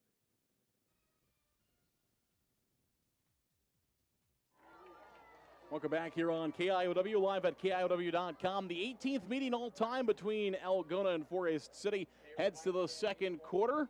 Coach, you weren't here. Were you listening? Were you listening on the way up? No, I wasn't. I was still probably standing in line out here trying to get in the stadium. When do you think the first recorded meeting with these two teams was? Oh, 1918. No, not quite that one. 1941 is what I had. 41. 41. Well, that was before we played Eagle Grove. That was played Eagle Grove in 44. Must have did the NCC tour back in the 40s. Something like that. I know if you go really, I think somebody else found this too. We go really far back in when you're talking about the 20s and the 18, something like that. They were actually playing. I know like colleges and high schools actually did some exhibition games against each other. We'll get more into that on another time as we get set here for quarter number 2 to go. 18th meeting all time between these two teams. Forest City leads the series 11-6 in the first 17 that have been played. 2 receivers left, 1 receiver to the right. Here's the snap. Mansky looking to throw left side. He's got a receiver. It's caught at about the 35-yard line, up about the 34 is where it'll officially be brought down at. That's going to be Slaggy for Algona. Short of the 35-yard line at the 34. It's running a little bit of RPO there, those quick slants, looking inside. They're reading out the outside backers, what they're taking it off of. Depending if he's crashing down or he's dropping out, it'll determine where that football is going to go. Hand off up the middle. Alley is loose. He is going to get stuck pretty good by the Indians. Jackson Archer makes a stop for Forest City, but it's going to be well enough for a first down across the 40 to about the 42-yard line is where the ball will be spotted. So Alley will have first down yardage to the 42 for Algona. Red jerseys, white helmets, white pants for the Bulldogs, all whites for Forest City top to bottom. 11-18 to play here in quarter number 2. 14-3 the score. Hand off left side. Alley looking for some running room. He'll bounce it outside, and he'll finally be brought down near the 45-yard line. A little shake and bake there to the outside. And he's going to find a couple extra. Forest City had the initial contain right there, but Alley able to shake out of it. Yeah, I had him stood up at the line of scrimmage there, but just couldn't get any hands or arms around him, and then he just bounced out to the outside, snuck a couple extra yards out of there. Puts him in a second long situation here. 2 receivers right. Wing tight end to the left side, running back to the right of Mansky, who is signaling something to the sideline, signaling to the Algona coaches. They signal back, whatever it was a read. Now it's going to go up deep. Maybe that's what it was, a wide open receiver at the 10-5 touchdown. Goodness gracious, Alex Mansky just threw a 40-yard ball on a dime. It is caught by Porter Reefer at about the 10, and he walks into the end zone for an Algona touchdown. Yeah, that was just a nice little flick, very accurate throw, throwing that deep ball like that, and that right there shows you why the big school's really excited about that young man as only a junior. Yeah, Iowa State, I know, are among his interest list. And both Hawkeye or Cyclone fans would be happy to have Mr. Mansky in a year wearing their colors. This one is up, and it is Good. 21-3 the score. 10:23 to play here in quarter number 2. We'll come back for kickoff right after this.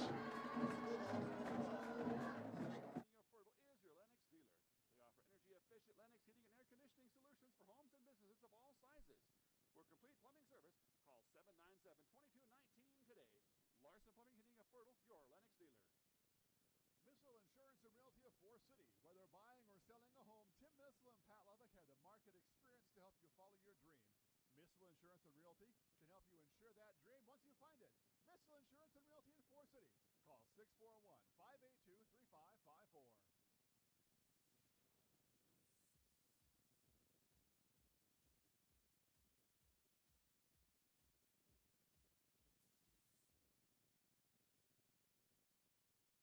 Back here on KIOW, live at KIOW.com. That one from Mansky goes 42 yards to the touchdown. Pardon me, 55 yards to Reefer for the touchdown for the Bulldogs. And Alex Mansky starting to rack up some passing yardage now. 144 yards on 5 completions. Everybody can do the math there. At the 11-yard line, here comes Sopko with the return for Forest City, and he's going to be stood up near the 20-yard line for the Indians. Goodness gracious, 148 yards on 5 completions for Mansky. And a couple of touchdown throws for him this evening has the Algona Bulldogs leading the Indians 21-3 with 10:17 to play here in the second. Real quick, Z, I want to give my daughter a shout out. It's her birthday about 15, 16 years ago. She was supposed to come showing up on a Friday night over in Cresco, which we went into overtime on a night a lot similar to this. So happy birthday, Emerson, if you're out there listening. Absolutely. Has made it up into the high school ranks now. See her out there on the volleyball court for the Indians, and I'm sure we'll see her all around Forest City Athletics as we've seen her older brothers. They've left their stamp on Forest City Athletics, and I'm sure we'll see her as well. 10:04 to play here in the second quarter. 21-3 the score in favor of the Algona Bulldogs. First down rush for Forest City will go 3 yards on first down. Make it second down and 7 from the 22-yard line. Yeah, and this is crucial. This is what we're talking about in the pregame a little bit, not giving them a short field to work with. So this drive here got pinned deep at our 20, and we got to make sure we get out of here and can manage some field position so we're not giving that short field, you know, with what Mansky just did there. And he's inside the 50, he's a threat to take it to the house either through the air or with his feet. So putting a drive together here and burning some clock is going to be a big deal. There's a rush to the left side of tackle for Sam Clausen. He'll get about 4 more on second down for Forest City. Make it third down and 3 for the Indians from the 26-yard line. 9:15 and counting here in quarter number 2. 21-3. Here's the snap. Delavu looking to throw. He's got some running room. Looking downfield. He's got a receiver, and it's going to be caught near the 40-yard line. And Forest City will have a big gain up to the 39. First down and 10. Great pitch and catch there as the Indians will find the first down, and Delavu with another accurate pass. Really working those quick outs to the sideline, working that sideline almost like a 2-minute drill.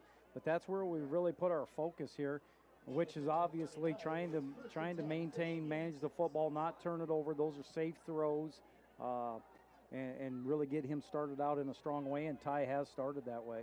Algona likes to throw some pressure. They only bring a 3-man front, 3-4 defense for them. They like to bring some pressure, though, so maybe Forest City noticing that and trying to beat some of that pressure with those quick passes as a rush up the middle here on first down. Yeah, 3-4 defense for Algona's where they run base out of, but they show blitz on almost every play. They bring blitz on just about every play. 8:47 to play here in the second quarter. I mentioned about 4 yards there on first down. Yeah, they're always they have 3 hands in the dirt, but they're always bringing that fourth guy, and sometimes, you know, they're going to get in that situation and bring that 5th man to apply that pressure. We're doing a good job. Coach Clary's doing a good job of moving that pocket, not just sitting there waiting for it. Here's the snap, handoff up the middle once again, and going to be stopped moving there for Forest City as the Indians won't get much, as Hagen will be the ball carrier. James Hagen for Forest City. The junior, 5'10", 175. He's going to pick up, actually, I think he lost a yard back to the 45. So third down and 4 now for Forest City. One receiver right, two receivers left. Here's another quick pass. Thompson's got it. First down yardage to the Indians, the 50 across the midfield to the 45 of Algona, but there was a penalty marker. Why not at the way back inside Forest City territory as the Indians, Jack Thompson catches one out to the 45. Coach Clary is halfway on the field, not happy. That's not a good sign if you're an Indian fan. Holding going to come against Forest City. Spot penalty from the 43-yard line. Yeah, looks like it. So yeah. That's going to back the Indians all the way back up to about the 33-yard line, and it's going to be third down and a long ways. I was just getting ready to say that's the tunnel screen that we ran earlier where we had the double penalties and the legal man downfield. The timing was so much better there. I thought they had that timed up really well, and they came out, and obviously they must have caught somebody there on the backside of the center grabbing that nose guard. But the timing was a lot better with that throw. You throw it across the line of scrimmage, obviously the lineman can't get down, so everything was really good there. We just got caught with our hands outside the frame of the body somewhere. Yeah, the nose guard's 290. There's a wide open receiver downfield, but he's going to be missed. As Ryan Bailey was streaking down the field to the right side, the throw is out of his reach, though, and it's going to be fourth down and 14 here for Forest City from the 35-yard line inside their own territory. 7:32 to play until recess. Waldorf University will sponsor today's halftime show. Thank you to our good friends at Waldorf University. The Waldorf University football team will kick off at 1 o'clock tomorrow on KHAM. A.J. Taylor will have the call for you on that one. Three receivers left, one receiver right. In the gun is Dillevue. They're going to go for it on fourth down. And no, he's going to just rugby now. And it is going to be out of bounds on the Algona sideline.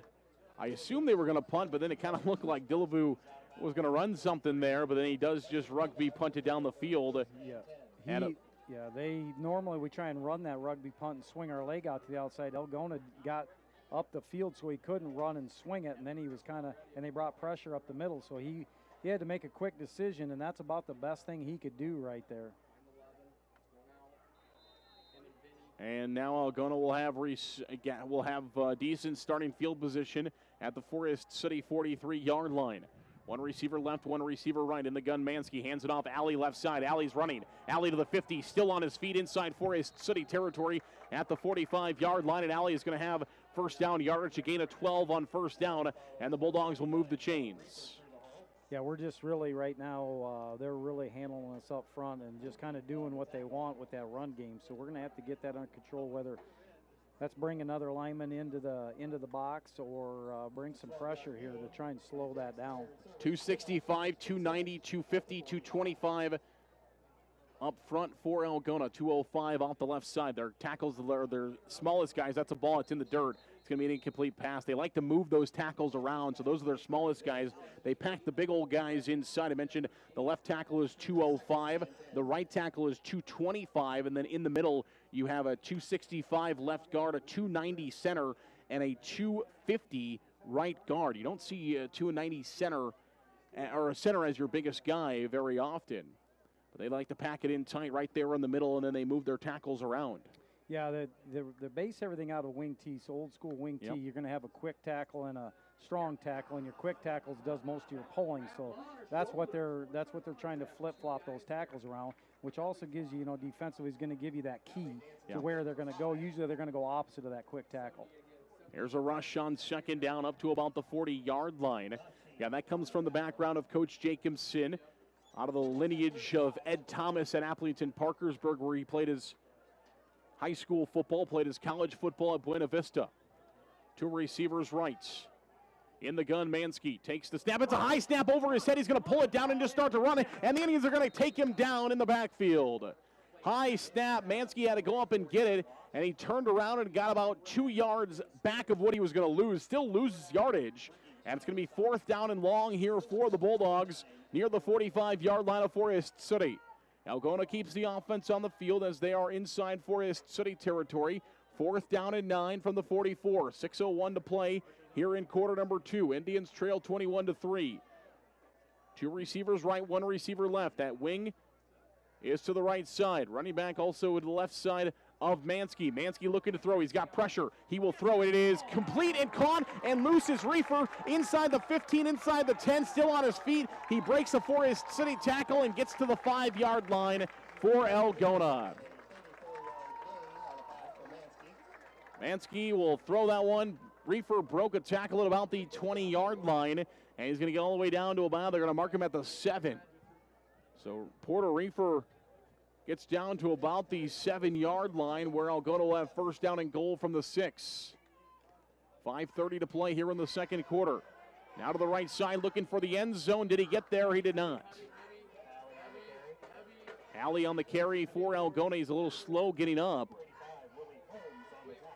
And the Indians are going to have to pack up the line of scrimmage here as the Bulldogs are 1 yard from pay dirt with 5:11 to play here in quarter. And the Indians are going to take a timeout. Forest City will take a timeout with 5:07 to play here in the second quarter. We'll take a timeout as well. We'll come back in 1 minute, more high school football on KIOW.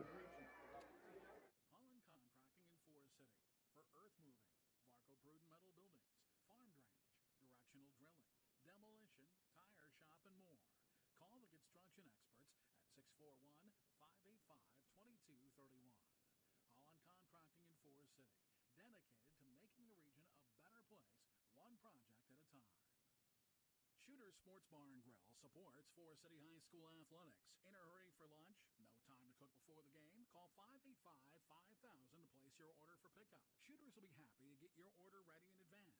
Shooter Sports Bar and Grill supports the Forest City Indians.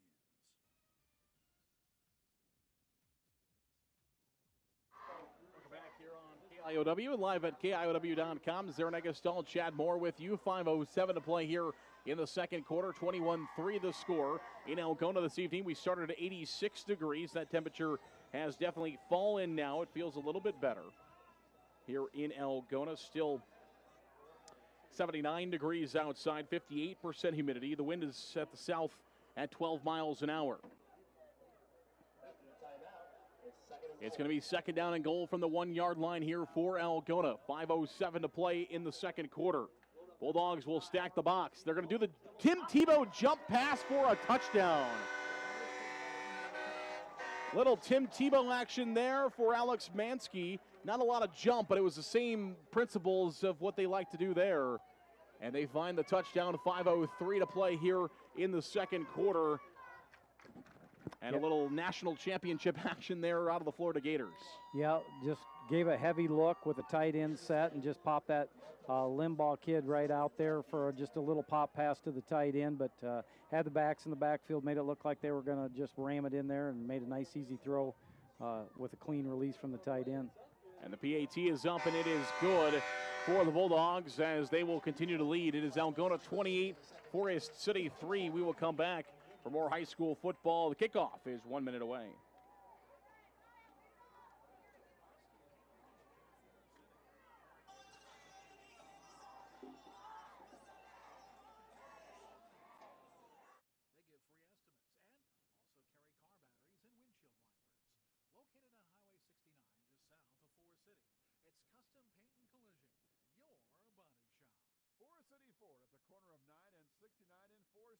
Wishes good luck to our local athletes.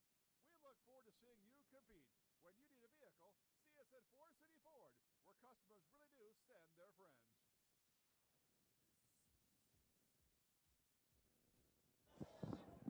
Welcome back here on KIOW, live at KIOW.com. Well, the Bulldogs had a lead a week ago. Spirit Lake came storming back. Forest City will have to do the same here this evening. 28-3 is the lead in favor of Algona. 5:03 to play here in the second quarter. And Schlegel will have the ball teed up at the 40-yard line. He'll boot it down, and Forest City's Sopko will take it at about the 9-yard line for the Indians. Looking for some running room. He is going to be corralled up and taken down. There's that double leg once again. This time it is Landon Welp. Landon Welp with the double leg there. The senior, 6 foot, 180 pounds. Doesn't see a lot of time on their offense and their defense, but as a coach, you like those guys. A senior kid that gets his time on special teams, and he makes a big play there. Absolutely. Those guys are crucial to a team, and, as a lot of teams do. They preach to the fact that special teams are, one of the most important things. Like you don't change field position that quick offensively or defensively. With special teams, you really can. So having players that hustle down and do those types of things and make those plays, that's huge to a football team. Here's Dillevue looking to throw. He will pitch and catch to the right side, and the Indians will have second down yardage, about second down and 5. Yeah, I know that was always a big thing with you. You were a big special teams guy. I know multiple years, I think, or at least a couple years, you had the number 1 kick return team in the entire state of Iowa. Yeah, you do. We always tried to emphasize the pride in that and what that takes, and had a lot of players over the years that really found their home at that in there and really propelled their high school career by starting doing good things on special teams and gained a lot of confidence. 3 receivers left. They're going to hand it off left side. That's Clausen. He's got running room. Clausen might have first down yardage or close to it for the Indians. He is going to have it, as the first down marker was at the 29. I think he's at the 30. He is. Sam Clausen, a hard runner for Forest City, across the 29 to the 30-yard line. First down and 10, Forest City, and the Indians are moving. 4:08 to play until halftime. 28-3. No huddle for the Indians. 2 receivers right, 2 receivers left. In the gun, Dillevue looking to throw. Dillevue, and it is incomplete. Intended for Corey Thorson. And it'll be second down and 10 for Forest City with 3:59 to play here in the second quarter, and a 28-3 Algona Bulldog lead.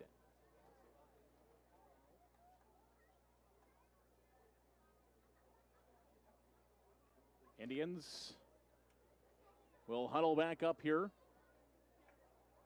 1 receiver here to the near side. That's Carson Hall. 3 receivers. Trips to the right here for Forest City. Dillevue in the gun. Showing blitz to the right side is Algona. Indians are going to hand it off to the right side of Clausen. He's got more running room. He's going to be taken down by Algona's Landon Thompson, the junior. Will take down Clausen after a gain of about 6 or 7. Give him 6 on first down. Sam running really hard. Doesn't surprise me. Sam's just a worker and a hard goer, but running the ball really hard with a little bit of success right here. Here's another handoff left side this time. He breaks through, and he might be close to a first down. It looked like Clausen was going to be wrapped up a yard short of the marker, and I think he broke forward enough for a first down. Sam Clausen off left guard will have Forest City first down yardage at the 40 with 3:28 to play in the second quarter. Great job by Sam running through that first contact. He definitely was going to be tackled for a loss there. Ran through that first contact and was able to move the chains for the Indians. Good job, Sam. First down and 10, Forest City from their own 40. 1 receiver to the near side, that's Carson Hall. 2 receivers and a tight end to the right side. Dillevue in the gun for the Indians with the running back. Looking to throw, it's across the middle, caught by Carson Hall, and Carson Hall will have about a 7-yard gain for Forest City across the 45 to about the 47-yard line. I'm not sure what it looked like. Hall was lowering his shoulder, and then it looked like kind of just a back trip almost. We're getting into full wrestling here. Yeah, I would say that is not what you want to demonstrate as a tackling technique there. But I think he kind of hurt himself or busted his helmet because I think he pulled Hall right down on top of him. Yeah, it was almost like a back trip. Here's the pass across the middle, caught by Willie Holmes at the 40, and he takes the hit and hangs on to the football. Gave him a little bit of their own medicine there. Just a quick pop pass right up the seam there. Nobody put hands on him, and he was wide open. Nice throw by Dillevue right in the seam, hit him in stride, and Holmes took a big hit there and held on. Good job. When you're a wide receiver, you know you're catching the ball in the middle of the field. You know you're going to take a hit. And Willie Holmes said, here, I'm going to hang on to the football while I take the hit. And the Indians are marching at the 36-yard line. First down and 10. Willie Holmes has been targeted twice in his Forest City career. He's got 2 catches. Might have been a false start on the Indians. No flag. And James Hagen is going to be taken down at about the 37-yard line. Might have been a loss of 1 for Forest City. 2 minutes to play here in quarter number 2. Indians are knocking on the door here before halftime. They will have 2 timeouts. 2 timeouts remaining for Forest City. They've used up 1. 1:48 to play. They'll break the huddle here on second down and 10. 3 receivers to the right. 2 receivers left. 5 wide for the Indians. Empty backfield for Dillevue. Everybody shifting off the line of scrimmage. Hopefully there's 7 of them. Dillevue rolls out looking to throw. Still looking.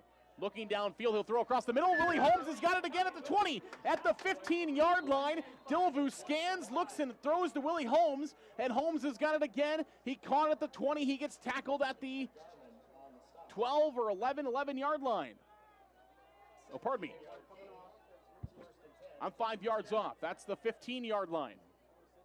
2 receivers right, 1 receiver left. Quick huddle for the Indians.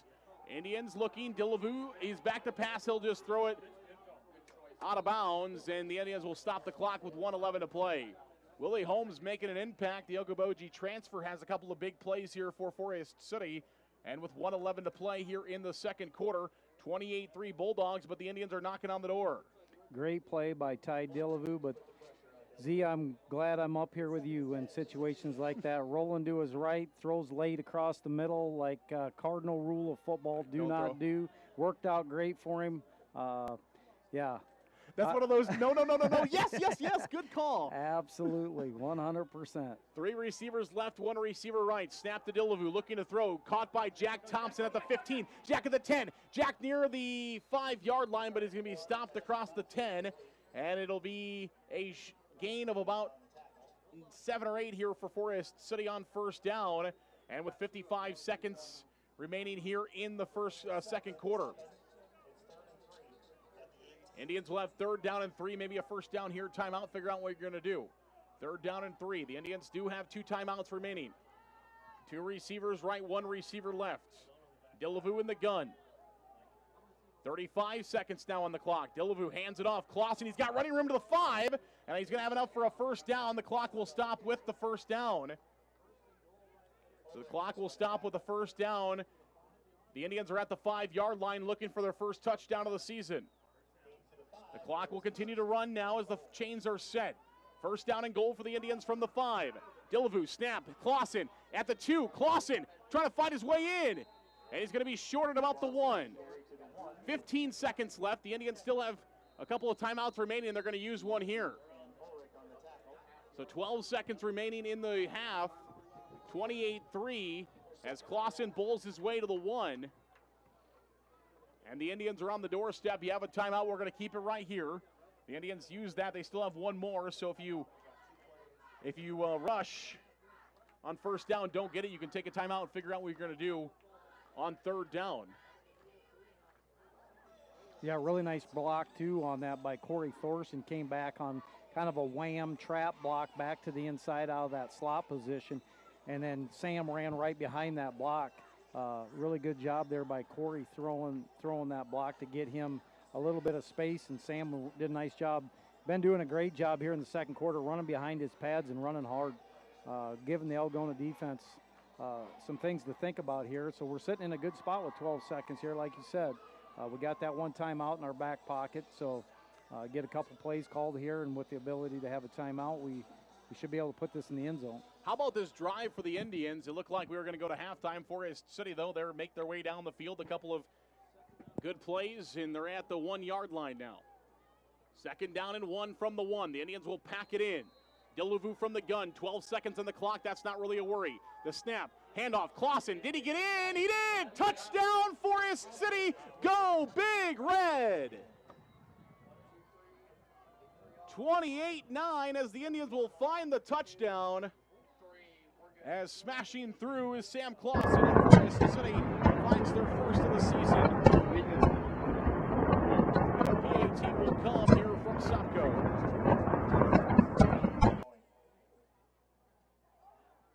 Hold is good. The kick is up. We got penalty markers on the field. False start on Forest City, so going to make the PAT a little bit tougher here on Sopko, who does have a 40-yard field goal in this game. That was the Indians' only points thus far. It was a Ty Sopko 40-yarder. Now he's going to have to attempt a PAT from the 15-yard line. 28-9. Snap is good. Hold is good. Kick is up, and it is good. Sopko gets it to go. It is 28, should be 28-10, unless they change the amount of points on a PAT. 9 seconds left here on the clock. Kickoff will come 1 minute away.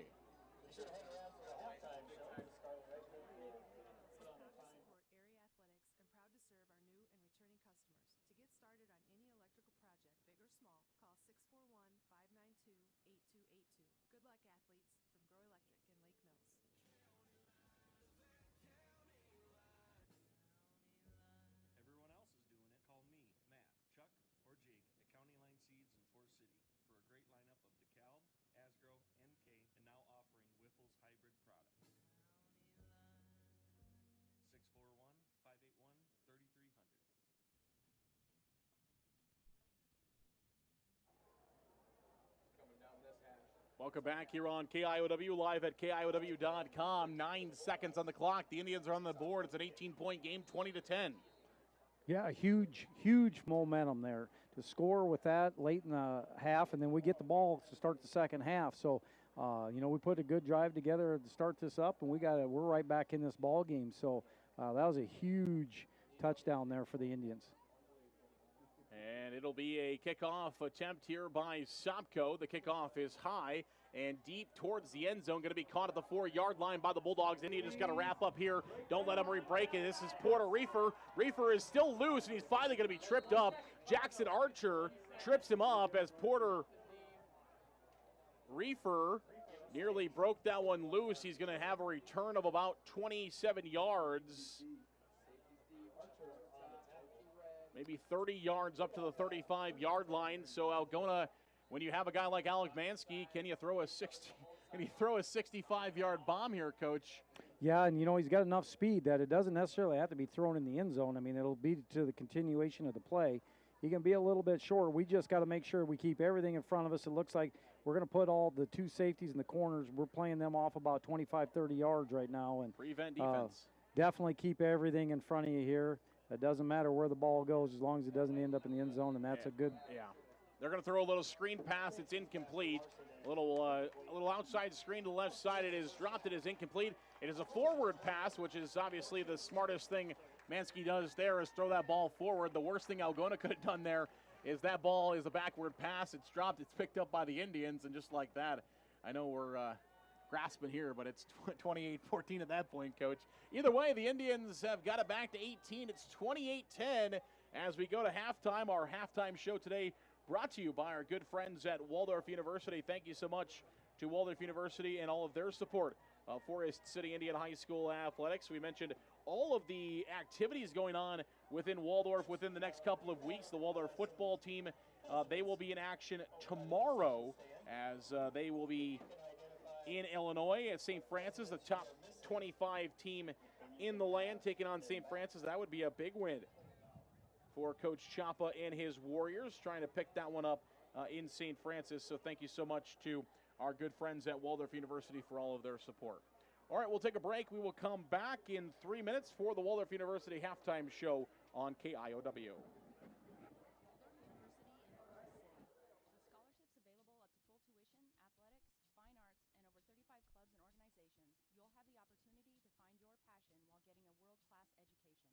On campus or online, find support from a community that makes you feel at home. Find out more today at waldorf.edu. The 3M Distribution Center of Forest City. The team at 3M wishes our area athletes good luck and good health this season.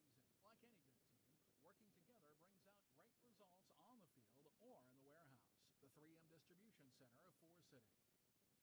NIAC is proud to help support North Iowa athletes. Working hard and being part of a team is a great way to learn lessons for life. And learning is what NIAC is all about, beginning with high school juniors and seniors who can start building college credits now for free. Learn more at NIAC.edu. For the best selection in new and used vehicles in North Iowa, think Pritchard's Family Auto Stores. In Forest City, stop by Pritchard's Forest City Auto Center on the north side next to Quick Star, or Chrysler of Forest City on the south side. They offer services only Pritchard's can provide. Are you new to investing and not sure where to begin? Start by looking for a financial advisor who will offer you a strategy personalized for you and your family. One who will be there as your life and financial situation changes. Patrick will use an established process to create a personalized financial strategy backed by the advice, tools, and resources to help you reach your goals. He will focus on what's important to you and partner together to help your strategy stay on track. Contact Patrick and his team today at 641-582-2248. Edward Jones, member SIPC. Ready to sell your home? First Choice Realty is here for you. There are more homes needed to meet the demand of our pre-qualified buyers. Contact Bethany Ferris, Mary Ferris, Barb Rockow, or Teresa Combs at 641-585-2404. First Choice Realty of Forest City. NSB Bank wishes the Indians good luck. For the past 90 years, NSB Bank has provided the latest financial products and services with a community touch by local decision makers. Stop into your NSB branch location in Titanca, Forest City, Thompson, Mason City, or Northwood. NSB Bank, we're here for you. Member FDIC, equal housing lender. MBT Investments of Forest City. Whether it's servicing your 401k, saving for your child's education, or investing for the future. See Matt Jennings or Troy Hall at MBT Investments. Call 585-IRAs. MBT Investments, your partner for your financial journey. Forest City Auto is your local Napa Auto Care Center. Our local staff will work to get your vehicle back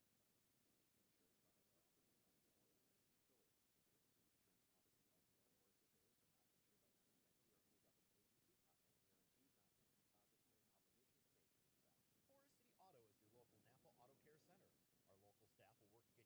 parts and labor warranty on all repairs, and free pickup and delivery in Forest City. Forest City Auto is the place to take your vehicle. Call 641-581-3000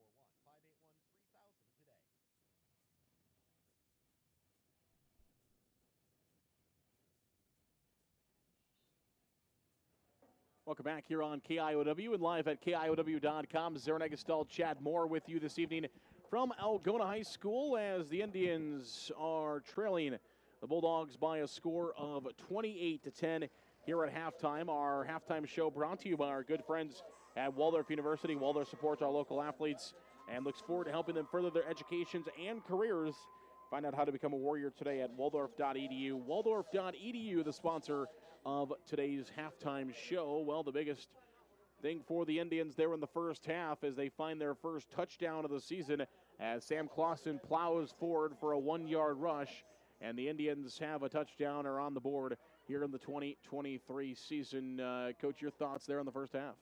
Well, you know, I think offensively we did about what we were supposed to do. We managed the ball, didn't turn it over, did a nice job mixing up the run and pass between Dillevue and Sam Clausen. I thought they stayed pretty accurate. You know, we've got some things to fix defensively because they're not, their time of possession is not very much. They're hitting big plays, and those are things we've got to get firmed up. We can't give up big plays. We did force that turnover, which was huge for us to start with that short field and capitalize with points off that turnover and get that big field goal from Ty Sopko. So, you know, I think we did what we needed to do other than, you know, we talked about in the pregame, we had to keep number 7 under control, and he's still been running a little bit loose, so hopefully make some adjustments here in the second half, and we can keep him contained and do what we did offensively. I think we can get right back in this thing. Well, let's look around the area and check out some games. West Hancock, they could be on pace for 100 points tonight, as they have 41 points in the second quarter against Belmont Clemmy at Belmont Clemmy this evening. Those two teams haven't played in quite a few years. West Hancock getting matched up with the Broncos this season. I know Coach Kyle Wilkinson doing a great job there at Belmont trying to get this Belmont Clemmy program. Just like Forest City, a ton of new additions to that program this year. Coach Wilkinson was telling us that they ended the season with 18 kids last year, haven't won a game in 2 years. Ended the season with 18 kids last year, and they have 35, almost 40 kids out to start the season. So doing something right down there, trying to get some kids involved there at Belmont Clemmy, but they are trailing West Hancock tonight by a score of 41-0. West Hancock is the number 1 team in Class A. Garner Hayfield Ventura is at Osage this evening. That is 26-0 in favor of the Osage Green Devils as they are leading the Garner Hayfield Ventura Cardinals at halftime, 26-0. And we have some other games going on around the area as well, but we'll get you some more scores as they are reported from around the area. So we appreciate everybody and all of our KIOW networks out and about around the state, around the area this evening, broadcasting and reporting on high school football. So those are the updates we have for you at the moment, and we'll get you some more as that night goes along. We mentioned West Hancock, the number 1 team in Class A. The rankings we use are those of Radio Iowa. Radio Iowa poll that we at KIOW actually vote in, so those are the ones we use. West Hancock, the number 1 team in Class A this year, started number 1 team with Grundy Center moving to Class 2A this season. Linville, Silly, Woodbury Central, Southwest Valley, one of those teams that I think is going to be pretty good this year. They're at number 4 to start this year. St. Ansgar, another top of Iowa conference team. They beat Osage in week number 1. The Mitchell County rivalry there.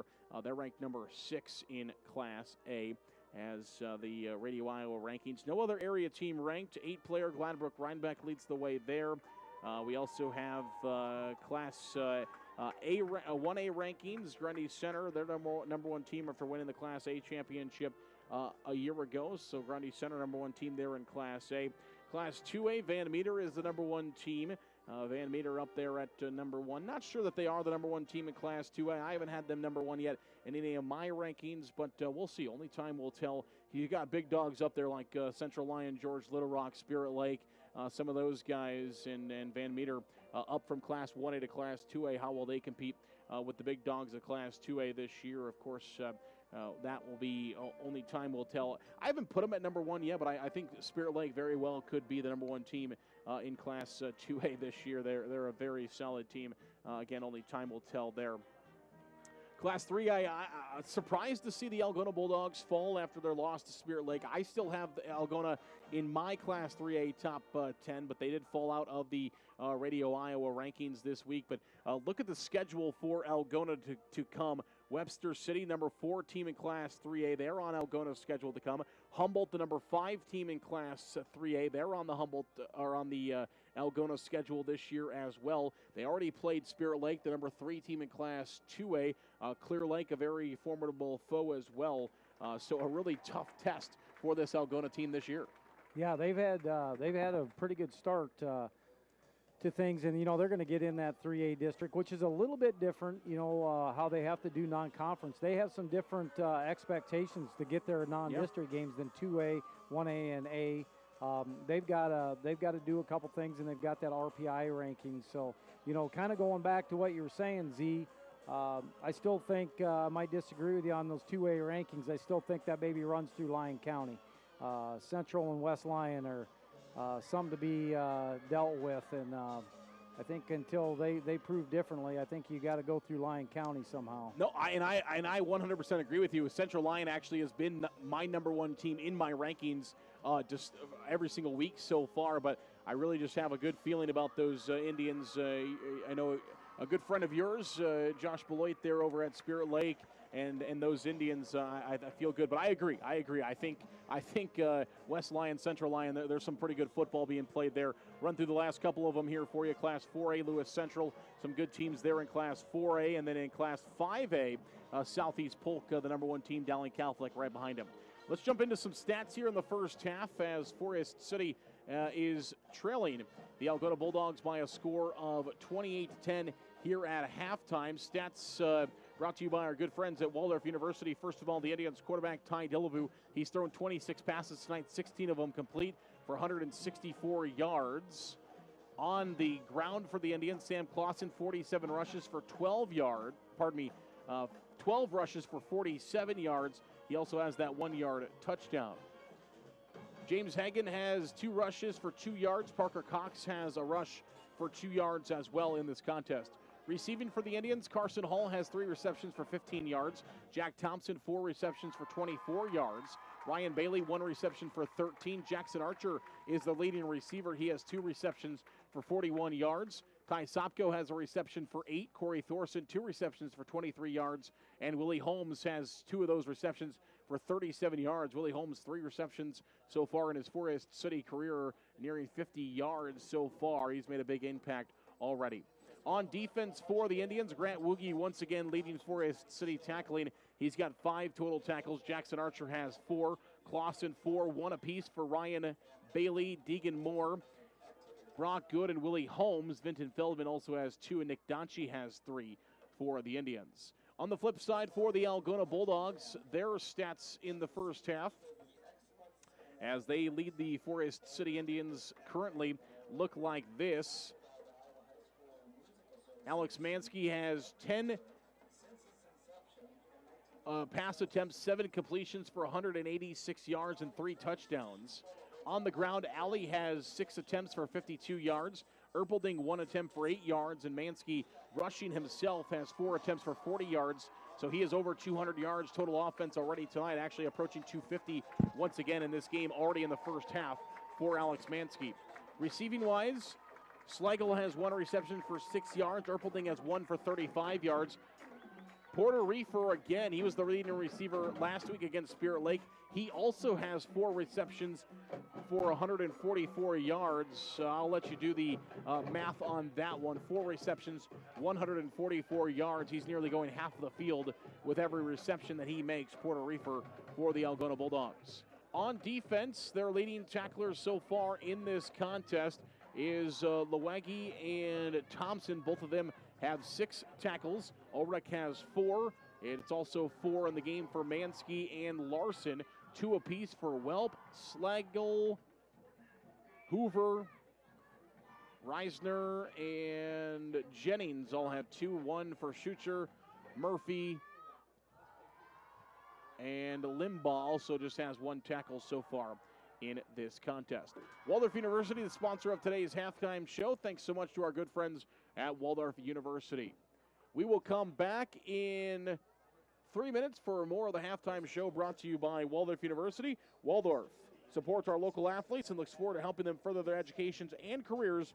Find out how to become a Warrior today at waldorf.edu. That's waldorf.edu to learn how to become a Warrior today. Waldorf University halftime show returns. More Forest City football. It's 28-10 Bulldogs when we come back after this.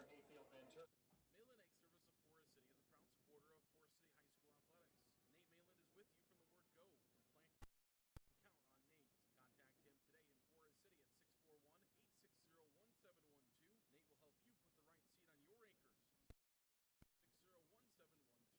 A&W has delicious burgers, cheese curds, onion rings, chicken tenders, and more. Available daily from 11 a.m. to 9 p.m.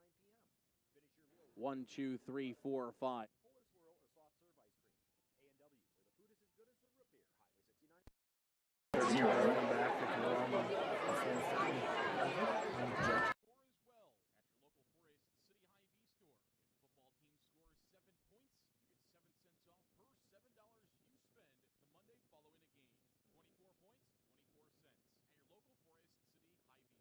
Higher Spear Insurance strives to be your all-encompassing agency, protecting everything from your home and auto to your farm, crop, and health. And while the name on the door has changed, our commitment to serve our friends, families, and local communities has not. Find us in our 3 locations, Titonka, Forest City, and Thompson. Call 515-928-2085 or learn ways to protect your future at higherspearins.com. After serving the Forest City community for over 50 years, Wilson Dental is now expanding to serve you better. We look forward to seeing you at our Forest City and our Garner location. Wilson Dental, where your smile is our reward. Miller Pharmacy has complete prescription services. Free delivery in town, via mail, along with curbside pickup located at the Mercy One Clinic in Forest City. Miller Pharmacy is also open Saturday mornings and gladly accepts Visa, MasterCard, and Discover. Call ahead and your script refill will be ready for you. No need to wait.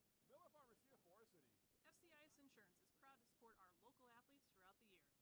Let FCIS be your partner, not just your agent, helping you with all your insurance needs. With multiple carriers, we can get you the best coverage for the best price. Call us today at 800-331-1520. Good luck, Indians, from FCIS Insurance. WCTA is committed to providing local phone service, high-speed internet, and the most reliable digital TV.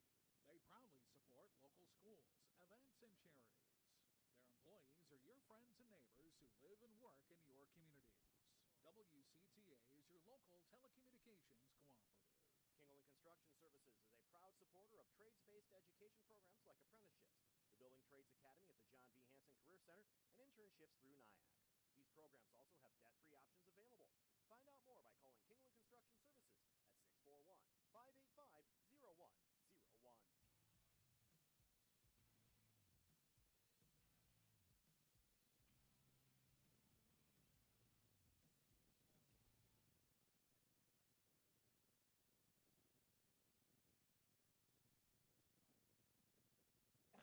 Welcome back here on KIOW, live at KIOW.com.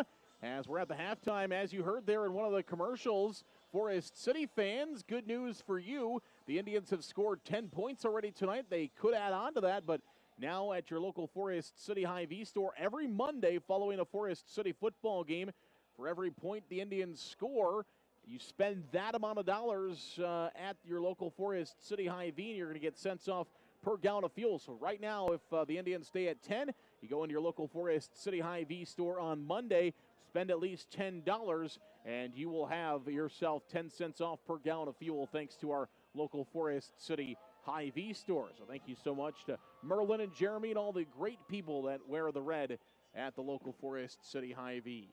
28-10 is the lead in favor of Forest City here in Algona as we get set for kickoff in the third quarter.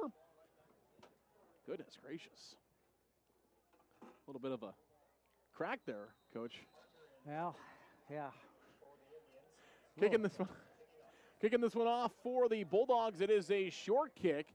Going to be taken at about the 20-yard line by the Indians. That's Feldman, the state track runner for the Indians. He's still on his feet to the 30, across the 30 and maybe to the 31-yard line. Vinton Feldman, once he gets those feet moving, he moves pretty well down the field for the Indians. Good starting field position for Forest City. Again, the Indians trail 28-10.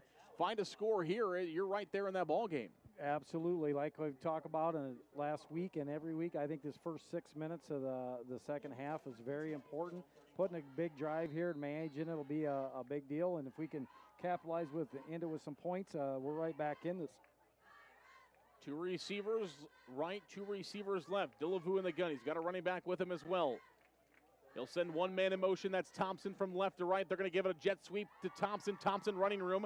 Haven't seen a whole lot of that jet sweep. We've seen some of that movement, but them actually taking it to the right side there. Thompson will find about 4 yards as Luwaji will bring him down at about the 34-yard line. Luwaji wears 44 for Algona. Reed Luwaji is a senior, 6'3", 205. 2 receivers right, 1 receiver left. That's Holmes. In the gun, Dillevue. Hands it off to the workhorse. That's Sam Clausen looking for some running roads. He's going to push the pile to the 40-yard line. Really running hard. Sam's really running hard. He pretty much did that run right there by himself. That was a great job of getting behind your pads and keeping your feet driving. Sam's such a hard worker in the offseason, spent a lot of time in the weight room, and is 100% healthy this year. So really showing that hard work paying off here in this.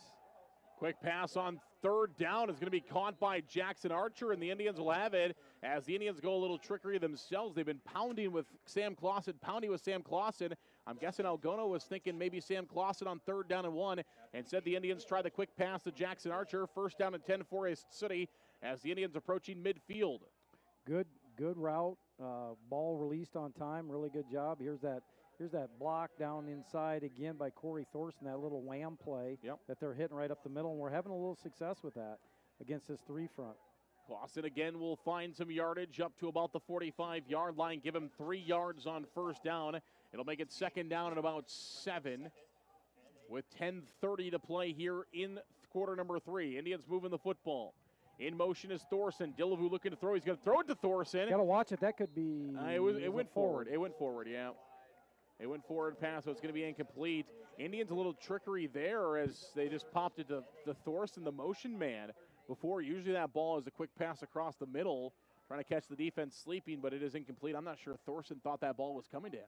Yeah, I'm not sure he was looking forward either. It made me a little nervous that went behind him, but I think you're right. It was definitely a forward pass. 10:21 to play, 3rd quarter, 3rd and 8 here for Forest City. Trying to keep that drive from stalling. 1 man in motion from right to left. That's Jack Thompson. And they're going to fake the jet sweep motion, give it off to Clausen, and he's going to get stacked up. This time he is stacked up. Ball's on the ground, but the whistle was blown way before that. Absolutely not. The whistle had been blowing before that ball came out, and it's going to be 4th down for Forest City. And they're going to get him right at the line of scrimmage is where they're going to call him. That time Clausen stacked up, and the Indians figure out what they're going to do. Likely going to pooch this one away on their own 46-yard line on 4th and 7. Dillevue will. It gets a good one. This one could be touched near the. Oh, it's going to get an Algona bounce as it goes sideways. Oh, I don't like footballs going sideways. That's unfair there. As Dillevue got a good one, it looked like. Yeah, and they did a lot better job if you notice where we got in a little bit of trouble there in the first half we were a little slower into that 4th down play. We came out and got into that empty set really quickly, which put a lot of pressure on Algona. They weren't able to run a guy back, and we were able to get up and get a quick snap and get that ball out with no pressure. So that worked out a lot better. Nice adjustment. You can obviously see that's something they talked about at halftime that they got to do. 9:43 left here in the Third quarter, Algona's offense on the field for the first time in the second half. Mansky empty backfield looking to throw. He's looking left, still looking. He's under pressure. Forest City giving him pressure. Now Mansky's going to tuck it and go, and the Indians are going to bring him down.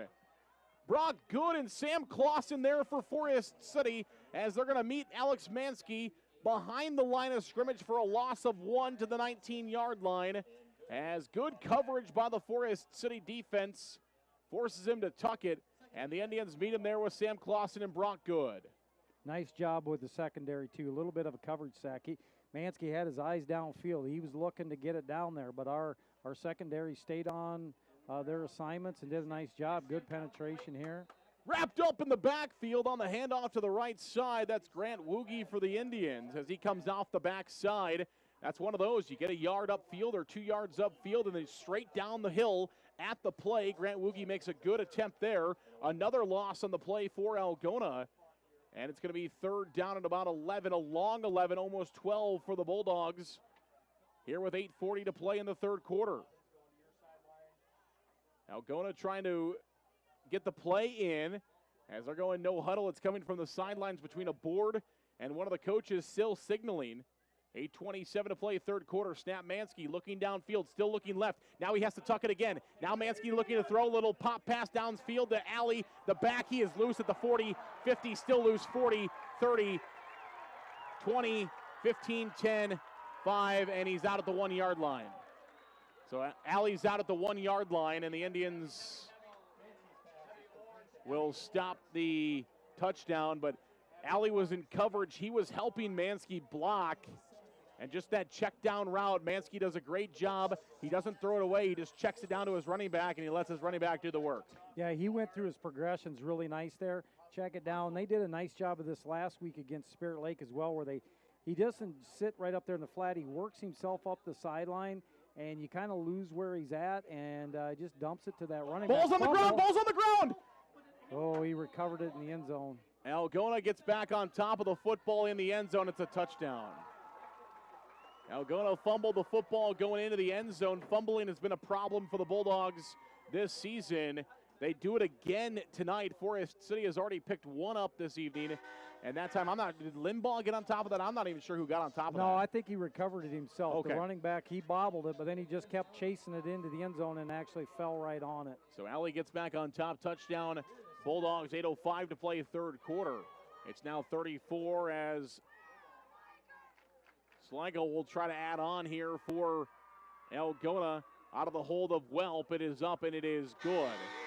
PAT goes. It is Algona 35, Forest City 10.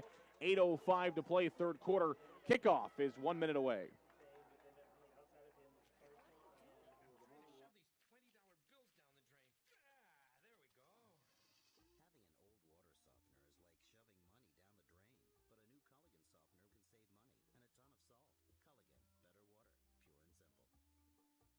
City Family Dentistry downtown on J Street. Dr. Layla can now place crowns in one visit. No clumsy temporary or return appointment needed. Also ask us about replacing missing teeth with affordable dental implants. Visit the place that puts a smile on your face. Forest City Family Dentistry. Call 585-4636.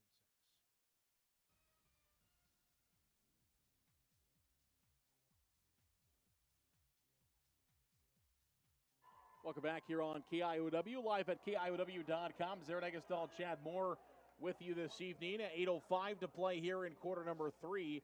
Algona leads Forest City 35-10. And Algona will have the ball teed up with Sligo at the 40-yard line, and he will boot it down the field. And waiting down there for Forest City is Jackson Archer and Vinton Feldman, but that's going to go through the back of the end zone. It will be a touchback, and Forest City will start with the ball at the 20-yard line.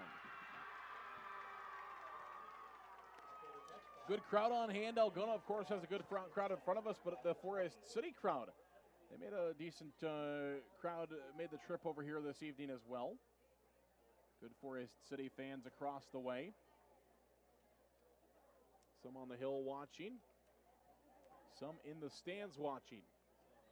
Increased the size of those bleachers since the last time we were here. Really done some really nice upgrades to this facility. Unbelievable how nice this looks. Talked with Coach Jacobson, also the activities director here at Algona, in the pregame show. Dillevue looking to throw on first down, going for the home run, ball down the field, and it is going to be caught by the Indians at the 50-yard line. Penalty marker on the field. And now a second penalty marker is on the field. They threw 2 flags. There's one on the Indian sideline, which I'm guessing is going to go against Forest City. I'm guessing the Indians were upset about the first flag in the middle of the field. They're going to get called. Hopefully it's just a sideline warning on the sideline, which would not be a penalty the first time. Yeah, because if he would have stepped out of bounds, it would have been a hat. So I don't think that's the thing that Hall got pushed out of bounds. But it does look like he's trying to explain what happened. Coach Clary trying to get an explanation what's going on. Well, they called holding on the defense. That's actually going to go. That's declined. And it is sideline warning on Forest City. Okay. So I think Coach Clary maybe thought that, just like we thought maybe the flag was going to be on us. He was out there to talk about it, so they call a sideline warning. The next time the Indians get called for a sideline warning, it is a 15-yard penalty. But for now, it's holding on the Algona defense. It's going to be a big gain for Forest City into Algona territory at the 49-yard line. So give the Indians first down and 10 from the Algona territory at the 49. 7:58 to play here in quarter number 3. That pitch and catch went for 31 yards for Forest City. Snap to Dillevue, looking to throw. Downfield, he's got time.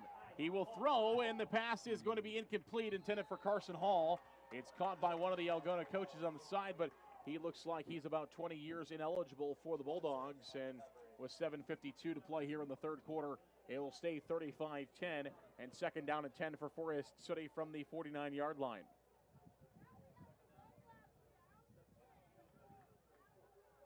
Indians trying to just get out to Carson Hall there on the side, but that one soared out of bounds. And again, if that ball's thrown in the wrong spot, it's going to be going the other way. So probably a good decision by Dillevue to give Hall a chance on the sidelines, but that one just sailed a bit.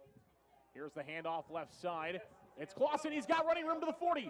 Inside the 40 to the 35, and finally brought out of bounds. It'll be first down yardage to Forest City. At about the 35-yard line, Sam Clausen will break free for a big gain on second down for the Indians. 14-yard pickup by Sam Clausen off the left tackle, and the Indians are marching once again inside Algona territory. 1 receiver right, 3 receivers left. In the gun, Dillevue.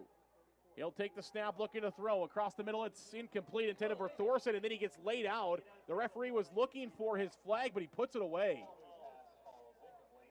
I don't like that either. Somebody told him to put it away. As after that hit, I think I'm okay with the hit, but referee reached at his belt, and then he has that. They have those earpieces up there, and he was checking that, he was feeling that, and then all of a sudden he moved his hand away from his belt. Hate that. 7:41 to play here, third quarter. 35-10. 3 receivers right, 2 receivers left. In the gun, Dillevue. Takes the snap, looking to throw, empty backfield, turns around, there's the ball, it's intercepted. Going the other way, it could be 6 at the 30, 20, 15, 10, 5, touchdown. Pick 6 for Devin Larson. As the Indians receiver, another miscommunication. I'm not sure the receiver was ready for the football. He didn't even turn around. He turned around right as the ball was getting there, but Devin Larson saw it the whole way. He jumps the route, and he's going to take that ball nearly 70 yards for a pick 6. And Algona will lead 41-10. And, in the first half, we ran a lot of those outs, running routes, running to the sideline. If you noticed, all their defenders had their backs to the sideline, trying to funnel everything to the middle and ready to jump anything to the out. And unfortunately, that just popped right through Sam's hands late and then right into the defender who was back behind him, that corner out on the edge. Sam came out of that slot, and it fell right into, I think that was number 3, wasn't it? Yeah, Devin Larson. Fell right into his hands. Slagle will attempt the PAT. Hold is good out of the hands of Welp. It is up, and it is good. And that's a big change, as this game was 35-10 with Forest City driving instead. It's 42-10 with 7:29 to play, third quarter. We come back for kickoff in 1 minute.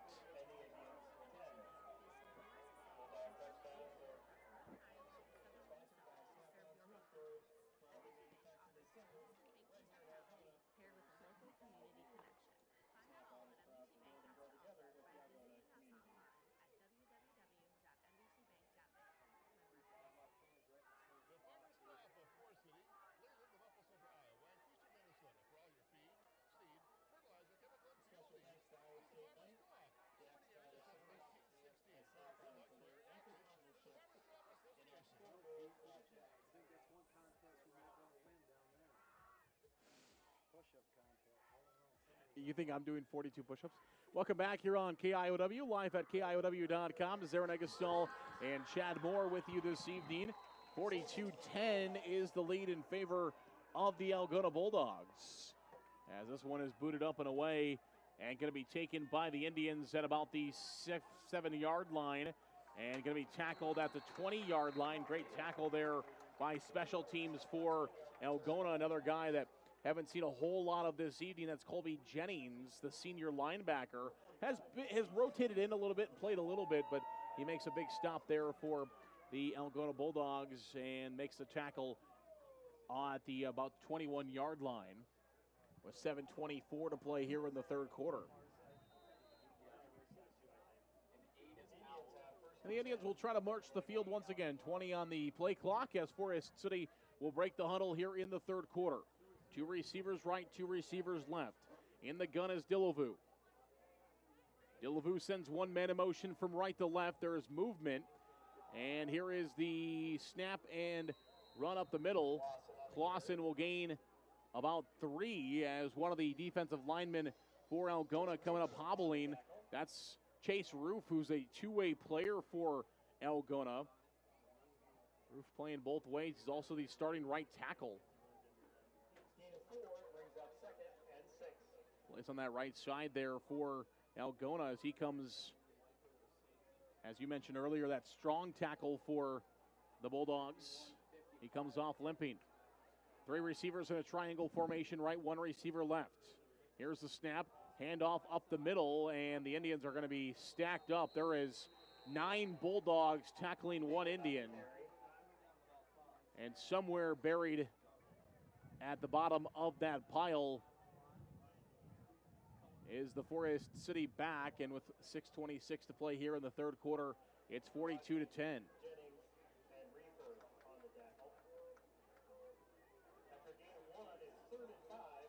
Third down and 5 for Forest City. They do give the Indians 1 yard there.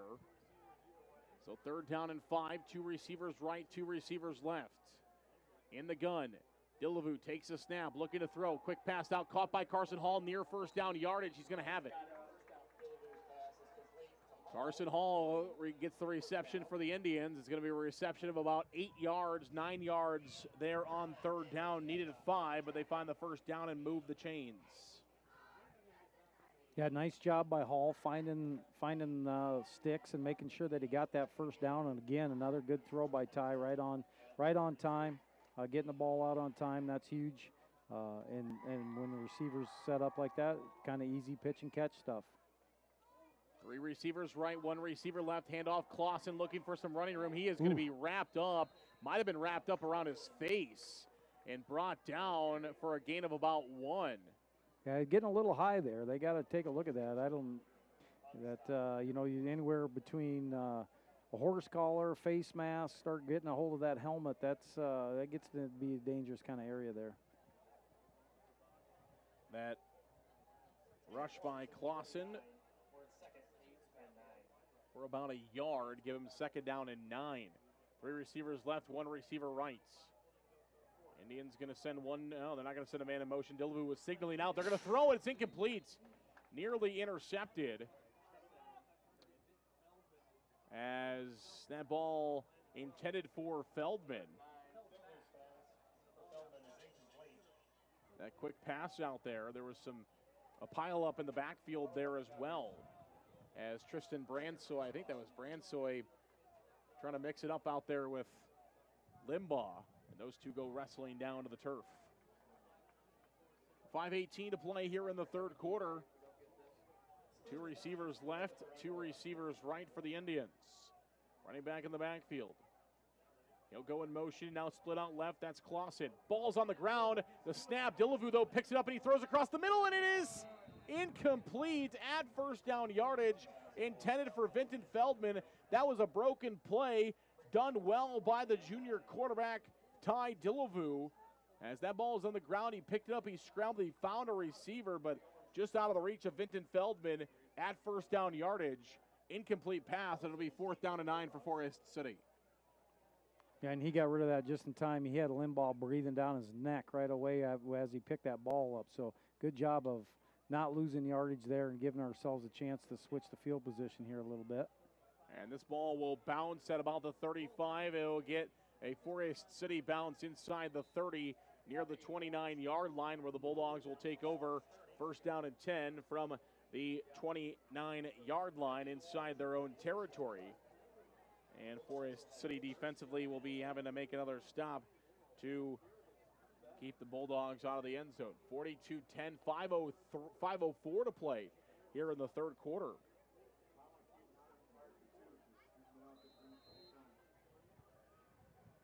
As the Bulldogs will break the huddle. Two receivers here to the near side. There's the snap. Mansky hands it off. And that's a block in the back, not called, as Alley is going to come across the middle. He's going to have near first down yardage. Yeah, two looked like he cracked down there. I'm not sure who he got there, if that was Archer or who that was. But yeah, he got Archer hard. That's an illegal block, not thrown. Definitely came down hard off the perimeter on that crack block, which was made illegal a few years back. Yep. At the 38-yard line, it'll be second down and 2 here for the Bulldogs. Here's the snap, handoff, and the Indians are going to meet him at the point of attack. Right at the point of attack, they're going to find Alley down to the ground. It's going to be a loss of about 5. The Indians read that one perfectly, penetration. They get in at the point of attack. Yeah, good job there. Looked like Donchie getting upfield, got some penetration, and that'll always screw up that mesh point that they're trying to do with that ride up the middle there, looking quarterback read out the backside. So nice job by the Indians there. Great penetration by the Indians defense. Third down and 6 now from the 34. Here's a snap to Mansky, looking left, looking to throw. He's going to step up the Indians defense right there. He's wrapped up for a moment, and he's going to be nearly brought down. He'll escape again. That ball is incomplete, and it's fourth down. Mansky tried to make something out of nothing there as he broke a couple of tackles, was nearly spun down a couple of times, finally got rid of it, and actually made a semi-accurate pass to his receiver. Yeah, that was kind of crazy. It's plays like that where you really see that this the athleticism and why that next level really enjoys some of the skills set that he has. As a junior. Yeah. He's not a senior quarterback, folks. He is just a junior. Had some of these skills as a sophomore as well following. There's just been a long line of Mansky quarterbacks. There's still another one to follow here for the Bulldogs as there's a freshman as well. Long punt here, and the punt will bounce and will go at about the 21-yard line. So you have Alex Mansky, the junior quarterback, wears number 7. Nathan Mansky, a freshman, wears number 28 for the Bulldogs, and then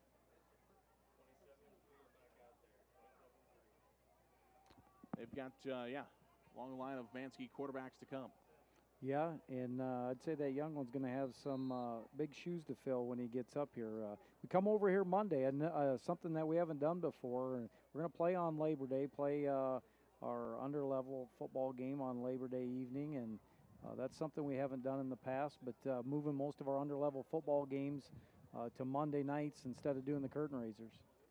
Here's a snap, looking to throw right side. It's caught by the Indians on a little swing pass to the right. Breaking tackles up to the 30-yard line for Forest City. Going to be near a first down yardage. Jack Thompson for the Indians will get to about the 30-yard line. He needed the 31 for a first down, but it'll be second down and 1 for the Indians. A good gain of 9 on first down. And with 3:13 to play here in the third quarter, Forest City moving the ball a little bit, trailing 42-10. The Indians will break the huddle. 2 receivers here to the near side. 1 receiver to the far side. In the gun is Dillevue. He's got a back. 1 man in motion from right to left. That's Thorson. He'll set up on the left side now. Dillevue looking to throw. Quick pass. It is going to be incomplete to Carson Hall. But the best chance at that football was Julius Resner, the freshman DB, 5'11", 125 pounds. He nearly had that football. Yeah, he definitely was sitting on that one. It was just a little bit of a, a curl flat kind of situation, and they were sitting on that one, and he came flying out of that secondary to try and pick that ball. A freshman defensive back there for the Bulldogs. The future is bright. We talked about all the juniors and a couple of freshmen they have to come. Here's the snap, handoff up the middle and stopped. The Indians had second down and 1. They don't get it on second. They're not going to get it here on third down either. And it's going to be 4th down and 1 now for Forest City from the 30-yard line with 2:33 to play in the third quarter with a 42-10 lead. Will the Indians try to find a yard here? We will find out, or will they boot it down? I think they're going to try to find a yard.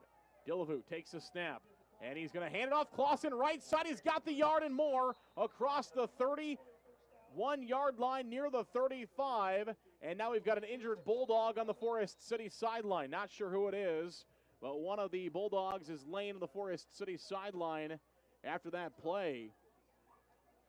It's Mansky. Not something that anybody in Algona wants to see as Mansky comes limping across the field. A two-way player for the Bulldogs, and he's going to head straight to the Algona sideline as he laid on the Forest City sideline for a while. Don't want to see anybody injured. Hopefully just a stinger there for Mansky. He can shake that one off for the Bulldogs. Yeah, it looks like he's limping a little bit. But, yeah, you know, when you're 32-point lead and you got that kind of athlete, I'm not exactly sure why I'd have him playing defense. But, you know, to each his own, and he's a good athlete. They would definitely want some of their better athletes out there. But that's the very reason right there why you might not want to try something like that. That's a game changer if you lose that guy. That could be a career changer. Two receivers here to the near side. One receiver to the far side. For some guys, it's more profitable to play in college nowadays than it is to play any further than that. Across the middle, this is Thorson, especially at the quarterback level. He's going to make the catch across the 40-yard line and across the 40 to the 42-yard line. I mean, a guy that's a starting quarterback at Iowa and Iowa State, you know, that's probably at least a six-figure job at this point. Could be, and by the time he gets there, it might be more than that. It's just hard to say. I was a little shocked by when I saw that Arch Manning's going to make more money than Burrow is in the NFL being the backup at Texas. Absolutely. Here's a throw downfield, and that one to go up and out of play. Penalty marker on the field. Then you can parlay that on your DraftKings account. And then you can end up not playing football on Saturdays. Depending on what state you're in. Exactly. Penalty goes against Forest City. It'll be a 10-yard penalty on the Indians. A little rollout there. All the way back to the 10-yard penalty, all the way back at the 34-yard line. So it'll be second down and 11 now for the Indians from the 34. 1:26 to play here in the third quarter, 42-10. One receiver to the far side, one receiver here to the near side. Indians in the gun have Dillevue. Here's the snap, looking to throw. Dillevue downfield. He's got a receiver, Carson Hall, and the play just took a bit long to develop as Carson Hall had Larson beat down the field. But that ball just took a little bit. The whole play, I guess I should say, just took a little bit of time to develop, and by that time, Larson was able to catch up, and it's an incomplete pass. 1:10 to play here in the third quarter. 42-10 still our score in favor of the Algona Bulldogs. Forest City trying to drive down the field and punch another one in. They found their first touchdown of the season earlier this game. Three receivers here to the near side, one receiver to the far side. Dillevue in the gun.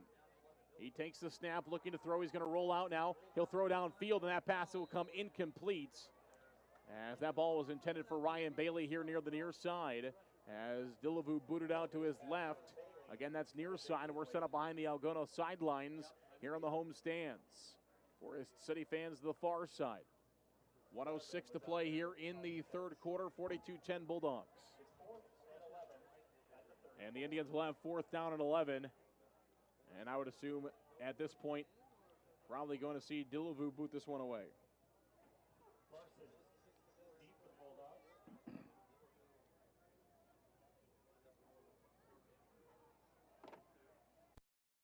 Oh, blocked. And it is blocked and picked up by the big man inside the 15-yard line. Yeah, that came right from the nose guard, right off that, and they tried to do that quick just out of the shotgun there, and that's the risk you take with that. And he got penetration, got right up, and basically took that right off the foot of Dillevue. And that was the big man, number 79, Cohen Reefer. 6'2", 250 as he lands on that football, and Algona is going to be on their way in here as they'll set up at the 17-yard line. Mansky's back out there, so hey, whatever they did on the sideline, they worked it through here. Up the middle, alley. Yeah, hopefully it must have just been a stinger there for Mansky. But I also think that's one thing, a part of his recruiting that also I would assume some college coaches maybe like a little bit is the fact that he is a two-way player. He's he's an athlete, basketball player. He's a multi-sport athlete there for the Bulldogs. And that's got to be something that I think some college coaches probably appreciate, just as long as he stays healthy. Absolutely, and you can obviously see by the way the style he plays football. He's a tough kid. He ran that ball earlier, and he looked like Mike Allstott out there, which may be too much of a reference. Maybe nobody even knows what I'm talking about. But ran the ball hard, as a quarterback. That's not a typical thing. So I'm sure that is something that they're really seeing is that toughness factor, his athleticism. Obviously he's got a really lively arm, and that's pretty exciting. And then being a dual threat guy, that's the thing right now in college football is to have that dual threat kind of guy, and it looks like he could do a lot of things. So there's no doubt with the skill set he's got. I can see why Power 5 schools are come knocking. Yeah, absolutely. As mentioned, both Iowa and Iowa State in there for Mansky. I know Kansas State has also been on his radar. Yeah, Pittsburgh, another school. Yeah, a lot of things can change, in a year, and how his summer goes this year will be, I'm sure, pretty crucial. So, if he has a big season this year, it'll could just really take off. And like you said, that's a big deal now because the bigger the schools, the more money, and the more money, you're kind of set up pretty good. You don't have to always make it to the NFL nowadays with that thing going on. Minnesota's offered, Kansas State's offered as well. Huskers, we'll talk about all of them here. As Mansky's going to hand this one off right side. Alley looking for some running room. He's near the 5. Going to be brought down at the 6. So far, Mansky as a junior. This summer in July, he picked up offers from Minnesota and Kansas State in June. He also has an offer from the University of Iowa. That came in June as well, as Iowa offered him there. Nebraska offered him on June 11th. They all kind of came in. One coach pulled the trigger and offered him, and then they kind of all just started filtering in after that. Looks like Nebraska was the first school on June 11th, and then followed by Iowa and the other ones we mentioned, Kansas State and Minnesota. So 4 Division I offers to start. I know Pittsburgh has been really high on him. Looks like has not found that offer yet, though. Yeah, and a lot of that is, June's big camp season for the schools, and my guess is, don't know this, but my guess is those are the camps that he attended. Obviously was evaluated and performed well, and they probably offered him right there at the end of the camp. That seems to be kind of how things go now, that most of these schools, they obviously want to see you work out. They want to see you in person before they offer you. In the day it used to be a lot off film and recruiting and getting around, but now it's, those bigger schools, it's such a business that they're not going to take the risks of, just going off that. They're going to really check into you and watch you move and check your character, and that's they're just not taking that risk on kids either anymore. Yeah, they didn't get. I know. We've had some big time coaches come visit us here in Forest City, though. Back in the day, with some of those guys that went on to play Division I. I know Hayden Fry has made his way to Forest City before. Check on a couple of future Hawkeyes that played for the Indians in years past. Yeah, absolutely. We've had people run through here, and they still beat the bushes, and they're still looking for those kids all the time. And even in the last 10, 15 years, we've had people come through and take a look at our kids, and it just keeps getting younger and younger. They're making offers to kids that are sophomores and juniors, and those kids that have that opportunity to go to a Power 5 usually know that by their junior year where they're going to end up. And so it's really ramped up. It's a different process than when I first started this business, and it's changed. And some of it I think is for the good, and some of it I'm not sure I really appreciate and agree with. But that's where the game is, and hopefully it doesn't ruin the game. I'm a little nervous about all this money and the amateur status and what it's going to do to the game, but hopefully it goes in the right direction and lands on its feet. And it looks like Alley to start the fourth quarter here is going to get into the end zone from 6 yards out for Algona. Our fourth quarter today brought to you by our good friends at A&W Family Restaurants of Forest City. As you hear the Algona touchdown horn in the background, it's much quieter than the old cannon that Clear Lake used to shoot off. Goodness, I thought that there was a ship coming off of the old Sea of Clear Lake from time to time, as they used to shoot that cannon off there in Clear Lake. But A&W Family Restaurants of Forest City, right now is a great time for a break with a tasty A&W treat. They're closing up shop right now, though, for today, so you have to check back with the A&W store tomorrow. 11 o'clock, you can stop down there and check out your local Forest City A&W store for all those delicious treats. Root beer floats, shakes, polar swirls, and more. See them on Highway 69 North in Forest City. A&W, the sponsor of today's fourth quarter. And we'll come back for the rest of the fourth quarter. 11:59 to play. It's 49-10 Bulldogs. We'll come back in 30 seconds.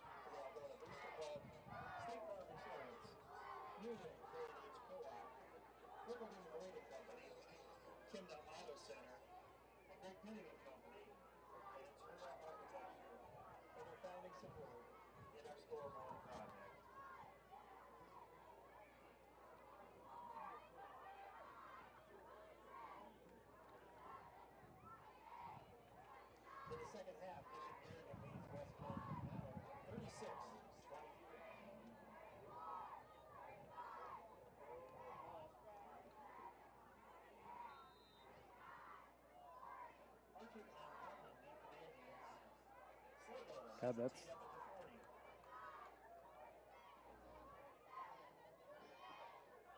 welcome back here on KIOW, live at KIOW.com as Schlegel has the ball teed up at the 40-yard line, and it looks like the Bulldogs are set to kick this one off. Going to be taken by the Indians at the 9. Across the 20 now. Oh, and stuck there. Jackson Archer will be hit at the 20-yard line and taken down. They're going to put him all the way back at about the 17-yard line. So didn't get too much credit for forward progress there. It looked like he had moved up closer to the 20-yard line before he was hit and taken down. They're going to actually mark him down at the 7-yard line, where it'll be first down and 10 Forest City with 11:26 to play here in the fourth quarter. 49-10 is the lead in favor of the Bulldogs. Thanks so much for being here with us this evening on KIOW and live at KIOW.com. We appreciate each and every single one of you for being along the way with us. We've had about 600 of you on our video live stream this evening, so thanks so much for being here with us. We appreciate each and every single one of you.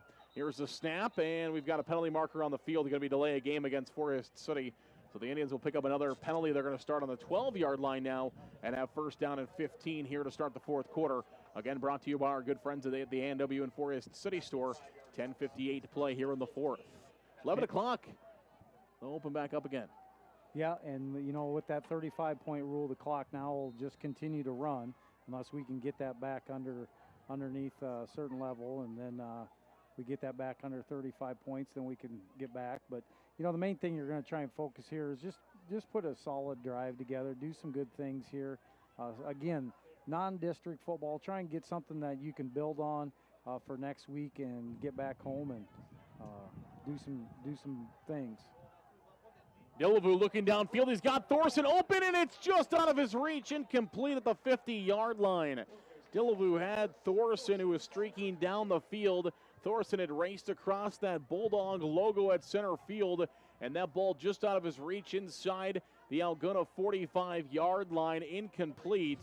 And it'll be a second down and 15 upcoming for Forest City. You know, Z, we're sitting here talking about the Mansky kid being a junior and how excited and the skill set that right there, you know, we got a junior quarterback ourselves in Ty Delavu who's done a really nice thing. He flicked that ball 50 yards right there, moving to his left, and that's a very good throw, and that ball was pretty accurate. It was right on, you know, it was right there.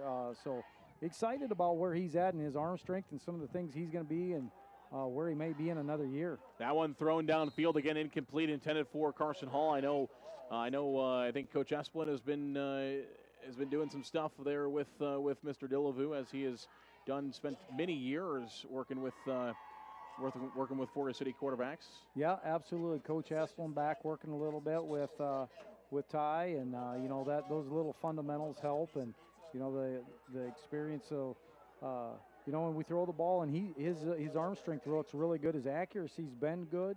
You know, he's had a couple unfortunate interceptions, which I'm not sure 100% are his fault, but you know, it's just one of those things. But I'm really excited about the direction he's going. Got a lot of football still to play this year, and I think we'll see some really awesome things get district play out of Ty.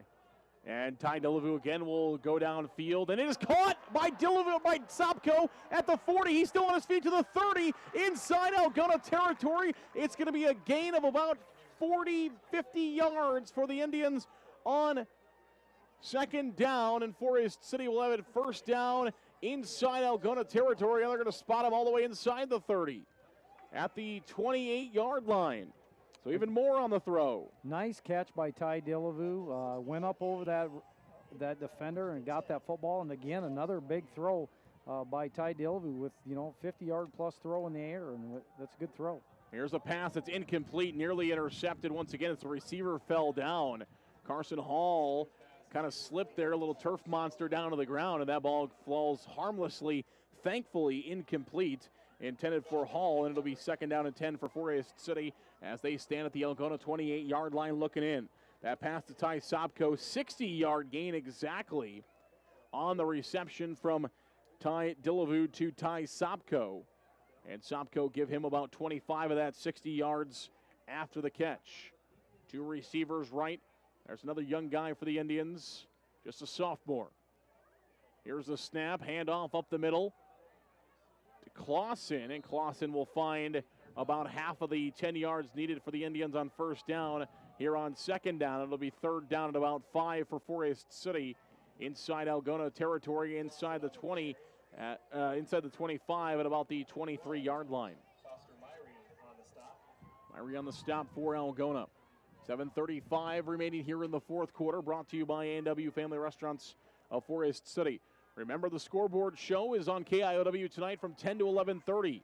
The guys in Albia will break it all down for you all around the state of Iowa. 10 to 11:30 here on KIOW. We'll try to get you close to 10 o'clock as we can.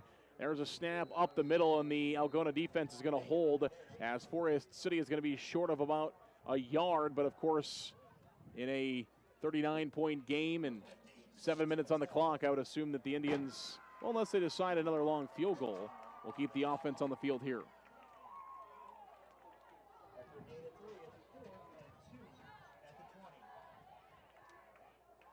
.6:49 to play here in the fourth quarter.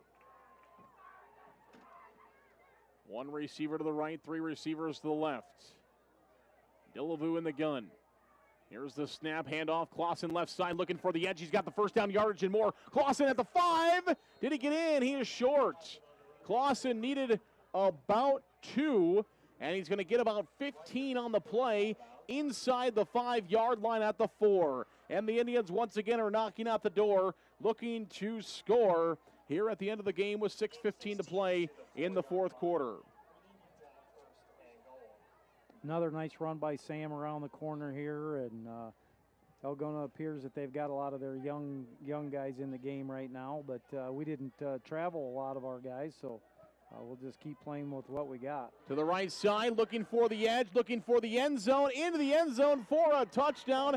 Sam Clausen from 4 yards out will have another Forest City touchdown, his second of the game, this time from 4 yards out, and the Indians once again are back on the board, 49-16 with a PAT coming up. 5:52 to play here in the fourth quarter, and the Indians add on with another touchdown.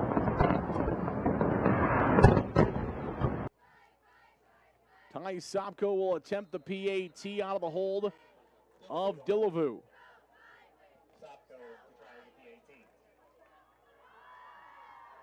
And they'll keep this one hopefully at its, it's off the left upright, no good.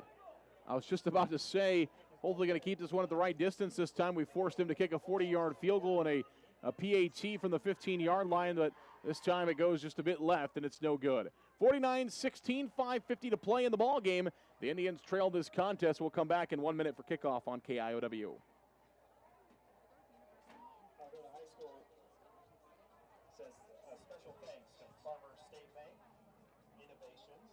KGLA, KGLZ Radio, CMC Insurance, Masters, Oler Construction, Tom Eischen Sales, Nutrient Association, Demeyer Electric, Reichert Realty, and Down to Earth Tree Service for their premier partnership with our scoreboard project.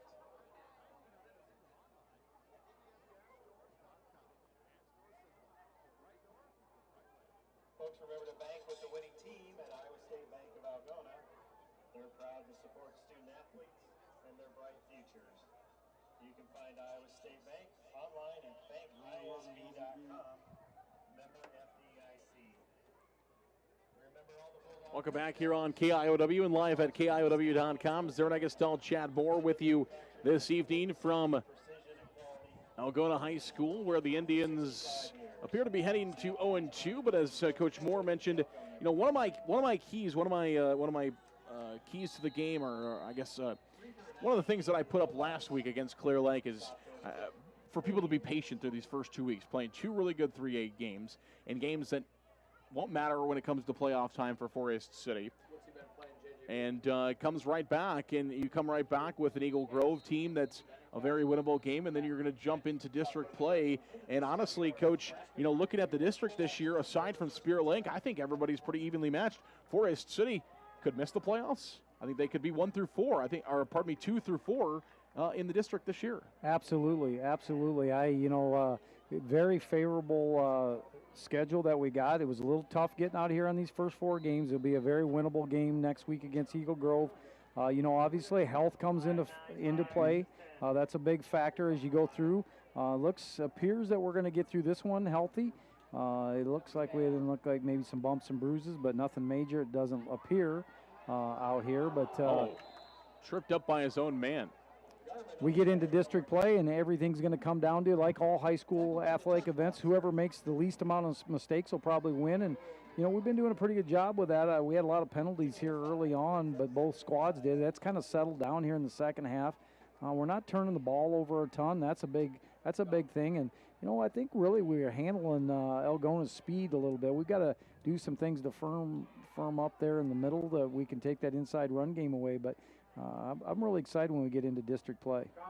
Here's a handoff left side, and it is going to be taken down.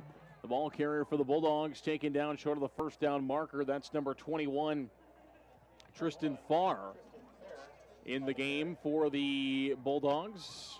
Sophomore, 5'10", a 150-pound fair there for Algona. And again, Coach, what do you do with your Saturday? I was going to ask you about this. What do you do with your Saturday mornings now? Well, I'm trying to figure that out. I've had one of them. There wasn't any college football, but, tomorrow I'm looking forward to watching some college game day and watching some college football games after that. And maybe I'll go make myself really upset and go do some golfing. To the right side, another rush for the Bulldogs. 42-yard line, that's Resner, who comes up.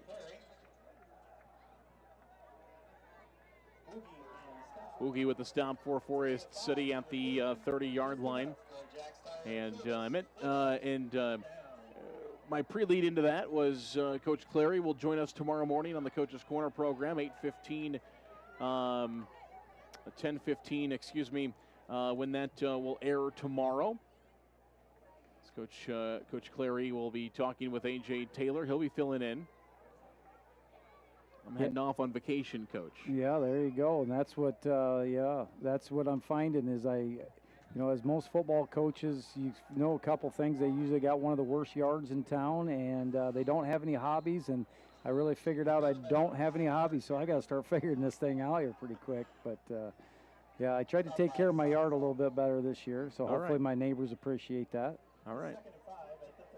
Now we're gonna have to drive by and go check on it and see what it looks like. Kind of like the Christmas tree tour or something, just the yards. But we had our Rotary Club in Forest City, which I'm a part of. We had the tour of yards a couple of weeks ago. There we go. We took a tour of a few yards around Forest City, and that was pretty cool. Maybe I need to get in that. Yes. Maybe I'll work for that next year. That could be part of my hobby. Start to take care of my yard a little bit more. We would appreciate that. 3:13 left here in the fourth quarter. Hand off to the right side, looking for some running room across the 40-yard line. And that was number 36, Tyson Van de Wally,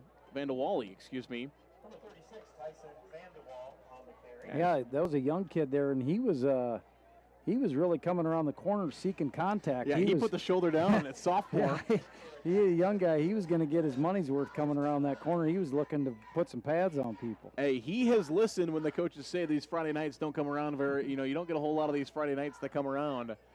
You're only in Class 2A and down, you're only guaranteed 8 of them per season.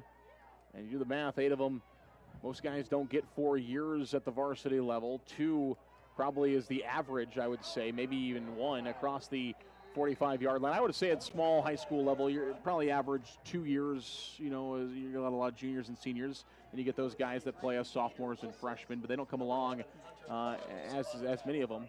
Yeah, it's, and even as a coach, you want to try and play those older guys if you can, just for, the experience and the maturation factor of their bodies. They just, that bigger body, it's matured a little bit, it's a little stronger. They spent some time. So hopefully you get your program in a situation where you have good numbers in that upper class. And when, Forest City, when we've had those matchups and those numbers good in those back-to-back junior, senior classes, we've had some success. Some of our best football teams have been those teams. So those smaller football's a numbers game, no doubt about it. Big stick there for the Indians with 1:45 to play here in the fourth quarter. Forest City finds a good tackle there out of Gavin Litzen, the sophomore, as he makes a big play there. 5'10", 180-pound sophomore for the Indians. Will make a tackle right at midfield, so it'll be third down at about 1 from midfield. 1:25 remaining here in the fourth quarter, as 2 receivers here coming to the near side for Algona. This is the younger Mansky as well in the game here for the Bulldogs. To the right side, the freshman Mansky. He is their backup quarterback. To the right side, reminds me of the Rosackers. You got the junior Mansky and the freshman Mansky there for the Bulldogs. And line up about the exact same there as former Forest City quarterbacks Andrew and Kyle Rosacker, who I believe are still 1 and 2 on the all-time passing list, if I'm not mistaken. Indeed. 1 receiver to the far side.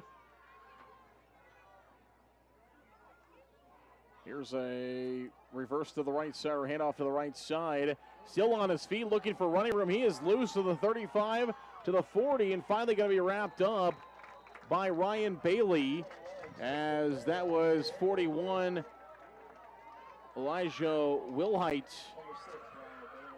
as he will find the stop for the, or he will have the rush for the Bulldogs. The stop for the Indians, Ryan Bailey with the tackle. 28 seconds and counting here in the fourth quarter.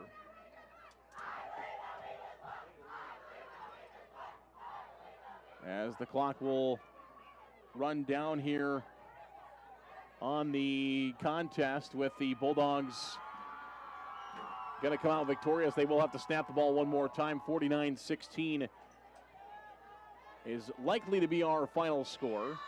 They are going to let the play clock run out, and there will be a penalty with 1 second remaining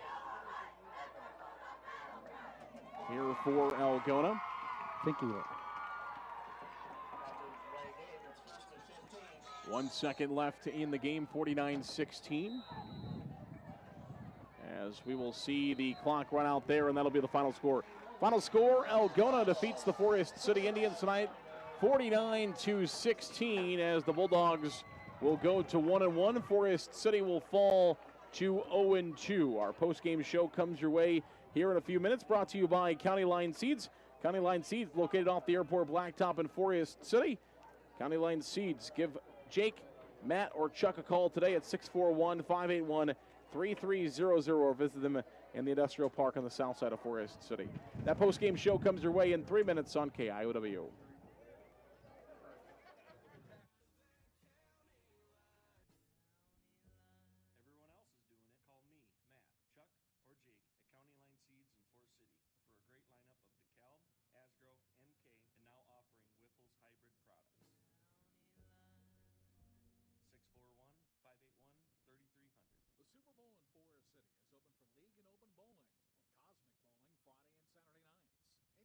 from the grill or delicious Buchese pizza to complete your experience. The Super Bowl, Highway 9 East to Forest City. Larson Plumbing Heating of Fertile is your Lennox dealer. They offer energy-efficient Lennox heating and air conditioning solutions for homes and businesses of all sizes. For complete plumbing service, call 797-2219 today.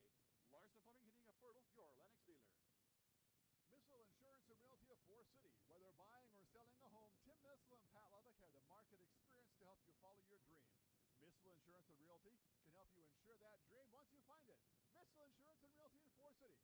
Call 641-582-3554. Holland Contracting in Forest City for earth moving, Varco Pruden metal buildings, farm drainage, directional drilling, demolition, tire shop, and more. Call the construction experts at 641-585-2231. Holland Contracting in Forest City, dedicated to making the region a better place, one project at a time.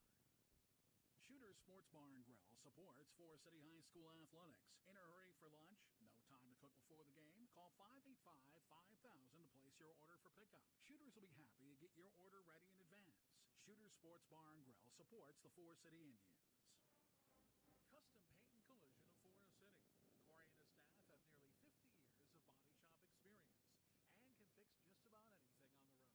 They give free estimates and also carry car batteries and windshield wipers. Located on Highway 69 just south of Forest City, it's Custom Paint and Collision, your body shop.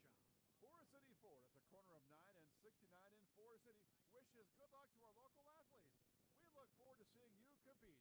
When you need a vehicle, see us at Forest City Ford, where customers really do send their friends. Grow Electric in Lake Mills is proud to support area athletics and proud to serve our new and returning customers. To get started on any electrical project, big or small, call 641-592-8282. Good luck, athletes, from Grow Electric in Lake Mills.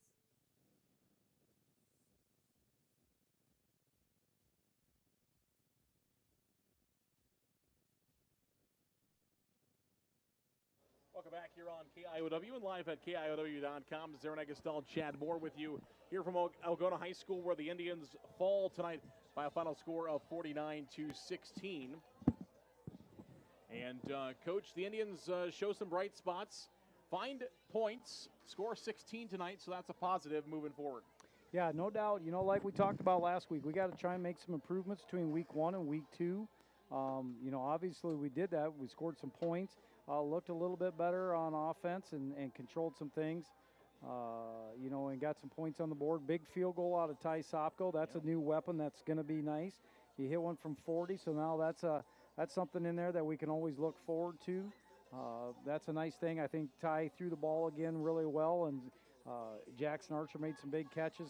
Obviously, Sam Clausen, again, running the ball hard. You can count on that week in and week out almost daily, I think. And so now I think we just got to make some improvements in this next week on the defensive side of the ball.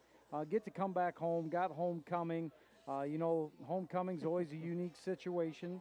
But your favorite week of the year. Yeah. I was trying to avoid that, Z, but I appreciate you bringing it up. It's a little bit better week for me now, but it's always a challenge as a football coach, that homecoming week. But you know, Eagle Grove's going to be a good contest for us. It's going to be something we probably need after these first 2 weeks. So hopefully we have a great week of practice. It appears that we're walking off the field pretty healthy. I don't see Emily Putney icing people down, so it looks like we probably came out of this pretty good. So that's awesome to come out of these first 2 weeks against this kind of competition and come out healthy and be able to come back home and have a big game and hopefully give the Indian fans a nice homecoming victory. Yeah, and I saw that Parker Cox, he went off early, but he was back on later in the game for the Indians. That was the real kind of thing that we saw. He kind of went off. That looked a little ugly when he first went off, but seemed to be okay. And obviously Emily let him go back on, so it wasn't concussion or anything like that. So good sign there for Forest City. Our post-game show today brought to you by our good friends at County Line Seeds, located off the airport blacktop in Forest City. Not happy with what hey, we're going to be out in the fields very soon. A couple of weeks, guys. We're going to be out there. You're going to be out there for sure in maybe 3 weeks getting some corn out. So, hey, take a look at what you're going to see. If you don't like what you see, give my friends Jake, Matt, or Chuck a call today at 641-581-3300 or you can go visit them in the industrial park on the south side of Forest City. County Line Seeds now offering some Wiffle products to go along with their great lineup that they've got out there. So County Line Seeds off the airport blacktop in Forest City, the sponsor of today's post-game show. Let's jump into some of those stats here in the post-game show. Ty Dillavu threw 44 passes tonight, 22 of them complete, so a 50% completion rate. That's math that I can do. 285 yards for him through the air this evening. One interception credited to him there. Those numbers, let's start there, Coach. At 13 yards per reception, I thought he looked good, efficient. 50% completion rate, and I thought Ty looked really good tonight. I did. He shows some really good things. And even in situations, you know, if you have an opportunity to see it or you're here in person, you're watching it on that live stream, you see some things from him with that lively arm. He's just doing a much better job of keeping his eyes downfield, keeping plays alive with his feet, which is awesome to see. That's that maturation from a year ago coming into play. If he continues to develop, and I know he will, he'll work at it. Ty's, probably be on the film right away, and he does a great job of understanding that. And so he keeps progressing like that. He's going to become more and more of a threat, and a lot of exciting things to go there. And those are big numbers to have. So we'll see some bigger things out of him, I guarantee you, before the year's over. Sam Clausen ran the ball 23 times tonight for 105 yards and 2 touchdowns. 5 yards per carry for him this evening. James Hagan had 4 rushes for 5 yards. Parker Cox had 1 rush for 2 yards in the game. Receiving-wise, good mixture. That's what I like to see for the Forest City receiving corps, is that good mixture. That's what the Indians really need, is a good mixture of guys, not just 1 or 2 guys. That's all we can go to. When you have so many different abilities to go to different guys, it really opens up the offense. Ty Sopko came in, had a big night. He's going to lead the way. 68 reception yards on 2 receptions for him. 44 yards for Jackson Archer through the air this evening. Willie Holmes had 37, 32 for Corey Thorson, 33 for Jack Thompson, 55 for Carson Hall. And Ryan Bailey had 13-3 for Sam Clausen as well for the Indians. And, Coach, maybe you can expand on that. I mean, look at that. We got 6 guys that are over 30 yards receiving. Yeah, and as I look at the other column there is the targets and where he's targeting it, and that's just as balanced as the reception. So, like you said, he's spreading that out across our offense, which makes it really down the road as that film gets out there week in and week out. People can't just lock in on one guy and defend one guy. So it's nice to see that he's spreading the wealth a little bit amongst those guys, and it keeps those guys playing hard. They know there's an opportunity to catch a ball every time they release from that line of scrimmage. That's just a motivator to run hard and keep working and go for that football. So that's great to see that that's all spread out like that, and we're bouncing out. And, for the most part, we're catching the balls that are thrown to us. So, again, that's another positive that we've got out of a fairly young receiving corps. And, again, we'll see probably a lot of growth out of them in the next couple weeks. On defense for the Indians, looked like this. 9 tackles for Grant Woogie, 4 tackles for Donchie, 3 for Brock Good, 2 for Gavin Litzen, 3 for Vinton Feldman, and a bunch of guys with a couple of tackles. Sam Clausen also had 1. Quickly on the side of the Algona Bulldogs, so we saw offensively for Algona, they were able to rack up about 437 yards of total offense this evening, and really saw some good things there. We talked about the Mansky kid and how well he played this evening. He had 333 yards of total offense and was able to find the end zone a couple of times in this game for Algona. For the Bulldogs on the ground, Alley had 78 yards and a touchdown. He also lost one as well. That was really their workhorse on the ground between him and Mansky, and Algona going to sneak out of here with a victory tonight by a final score of 49-16. Forest City will fall to 0-2. The Indians, as Coach Moore mentioned, will be at home next week against the Eagle Grove Eagles in a game that we'll have for you right here on KIOW, and of course live at KIOW.com. You can watch the live video stream there. for the Algona Bulldogs. Now they are 1-1 on the season. They will head to Estherville Lincoln Central. Coach, I was mentioning this before you came in here, but 4 of the first 5 games for Algona, they're going to play right here. They get 4 of their first 5 games here at home, but they're going to go to Estherville Lincoln Central, one of the Indians district opponents, next week. So first 3 games for Algona are all common opponents of Forest City as they head to Estherville next week for the first time this season. NBT Bank brings you tonight's player of the game. We will have the NBT Bank player of the game for you in 30 seconds.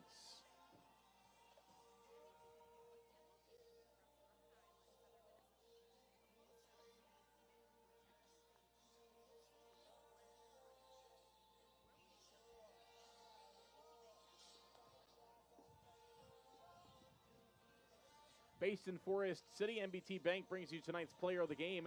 They have 10 North Iowa and Southern Minnesota locations. Looking to serve you checkings, loans, savings, and more. See them online at nbtbank.bank. NBT Bank is your bank. nbtbank.bank. Sam Clausen is our NBT Bank player of the game. He punched in both of Forest City's touchdowns. Ty Dillaboo was right up there as well, but probably could share it between those two. Those two were the kind of the workhorses for the Indians tonight, but Sam Clausen finds Forest City's first 2 touchdowns of the season, so he will be our NBT Bank player of the game. Thank you so much to our great friends at NBT Bank for all their sponsorship of tonight's contest. Well, Coach, final thoughts on this game? Yeah, I think there's some positives we take out of it, get to go home. We obviously, that's 2 games in a row that we're 400-plus yards we're giving up defensively, so we're going to have to shore some things up. We got to get that defense to turn the ball over for our offense, and I think our offense is doing some good things. And on the offensive side of the ball next week, I hope that we see that we're managing the clock, managing the chains, and keep that defense off the field a little bit where they're not out there as much. We can get those 2 things balanced up, and I know we will next week. It'll be a little change of opponents there, and it'll be a good thing for our guys, and they'll need that. And so really looking forward to it. Hopefully they can keep their distractions to a minimum with homecoming and get focused in, but it seems like they're doing a great job. Again, healthy. I thought we managed the cramping situation. We didn't see a lot of that. So obviously doing a good job during the week, keeping our bodies healthy and doing some great things with that. So really excited about where we look next week, and excited for homecoming, and I hope everybody has a great weekend and a safe weekend, and we get to come back Tuesday and go to work, and looking forward to the Indians-Eagle game next weekend. Yeah, absolutely. As Coach said there, have a great, happy Labor Day weekend, everybody. Again, the Iowa High School Scoreboard Show comes your way at 10 o'clock this evening on KIOW, so we're still about 25 minutes away from that, so make sure you stay tuned here as those guys will have all the scores from Class 8 player to 5A and everything in between from 10 to 11:30 this evening here on KIOW. Thanks to everybody that made this broadcast possible. We appreciate everybody that helped us out this evening. Our studio engineer, John Lentz, thank you so much, as we appreciate him. Ashley Davidson was on our camera this evening for us. We appreciate her as well. And, of course, Chad Moore, thank you so much for all of you do talking with us here on our broadcast. Thanks to all of our great sponsors. Again, our final score tonight, Forest City falls to Algona by a final score of 49-16 from Algona High School. I'm Zaron Egestal saying good night, everybody.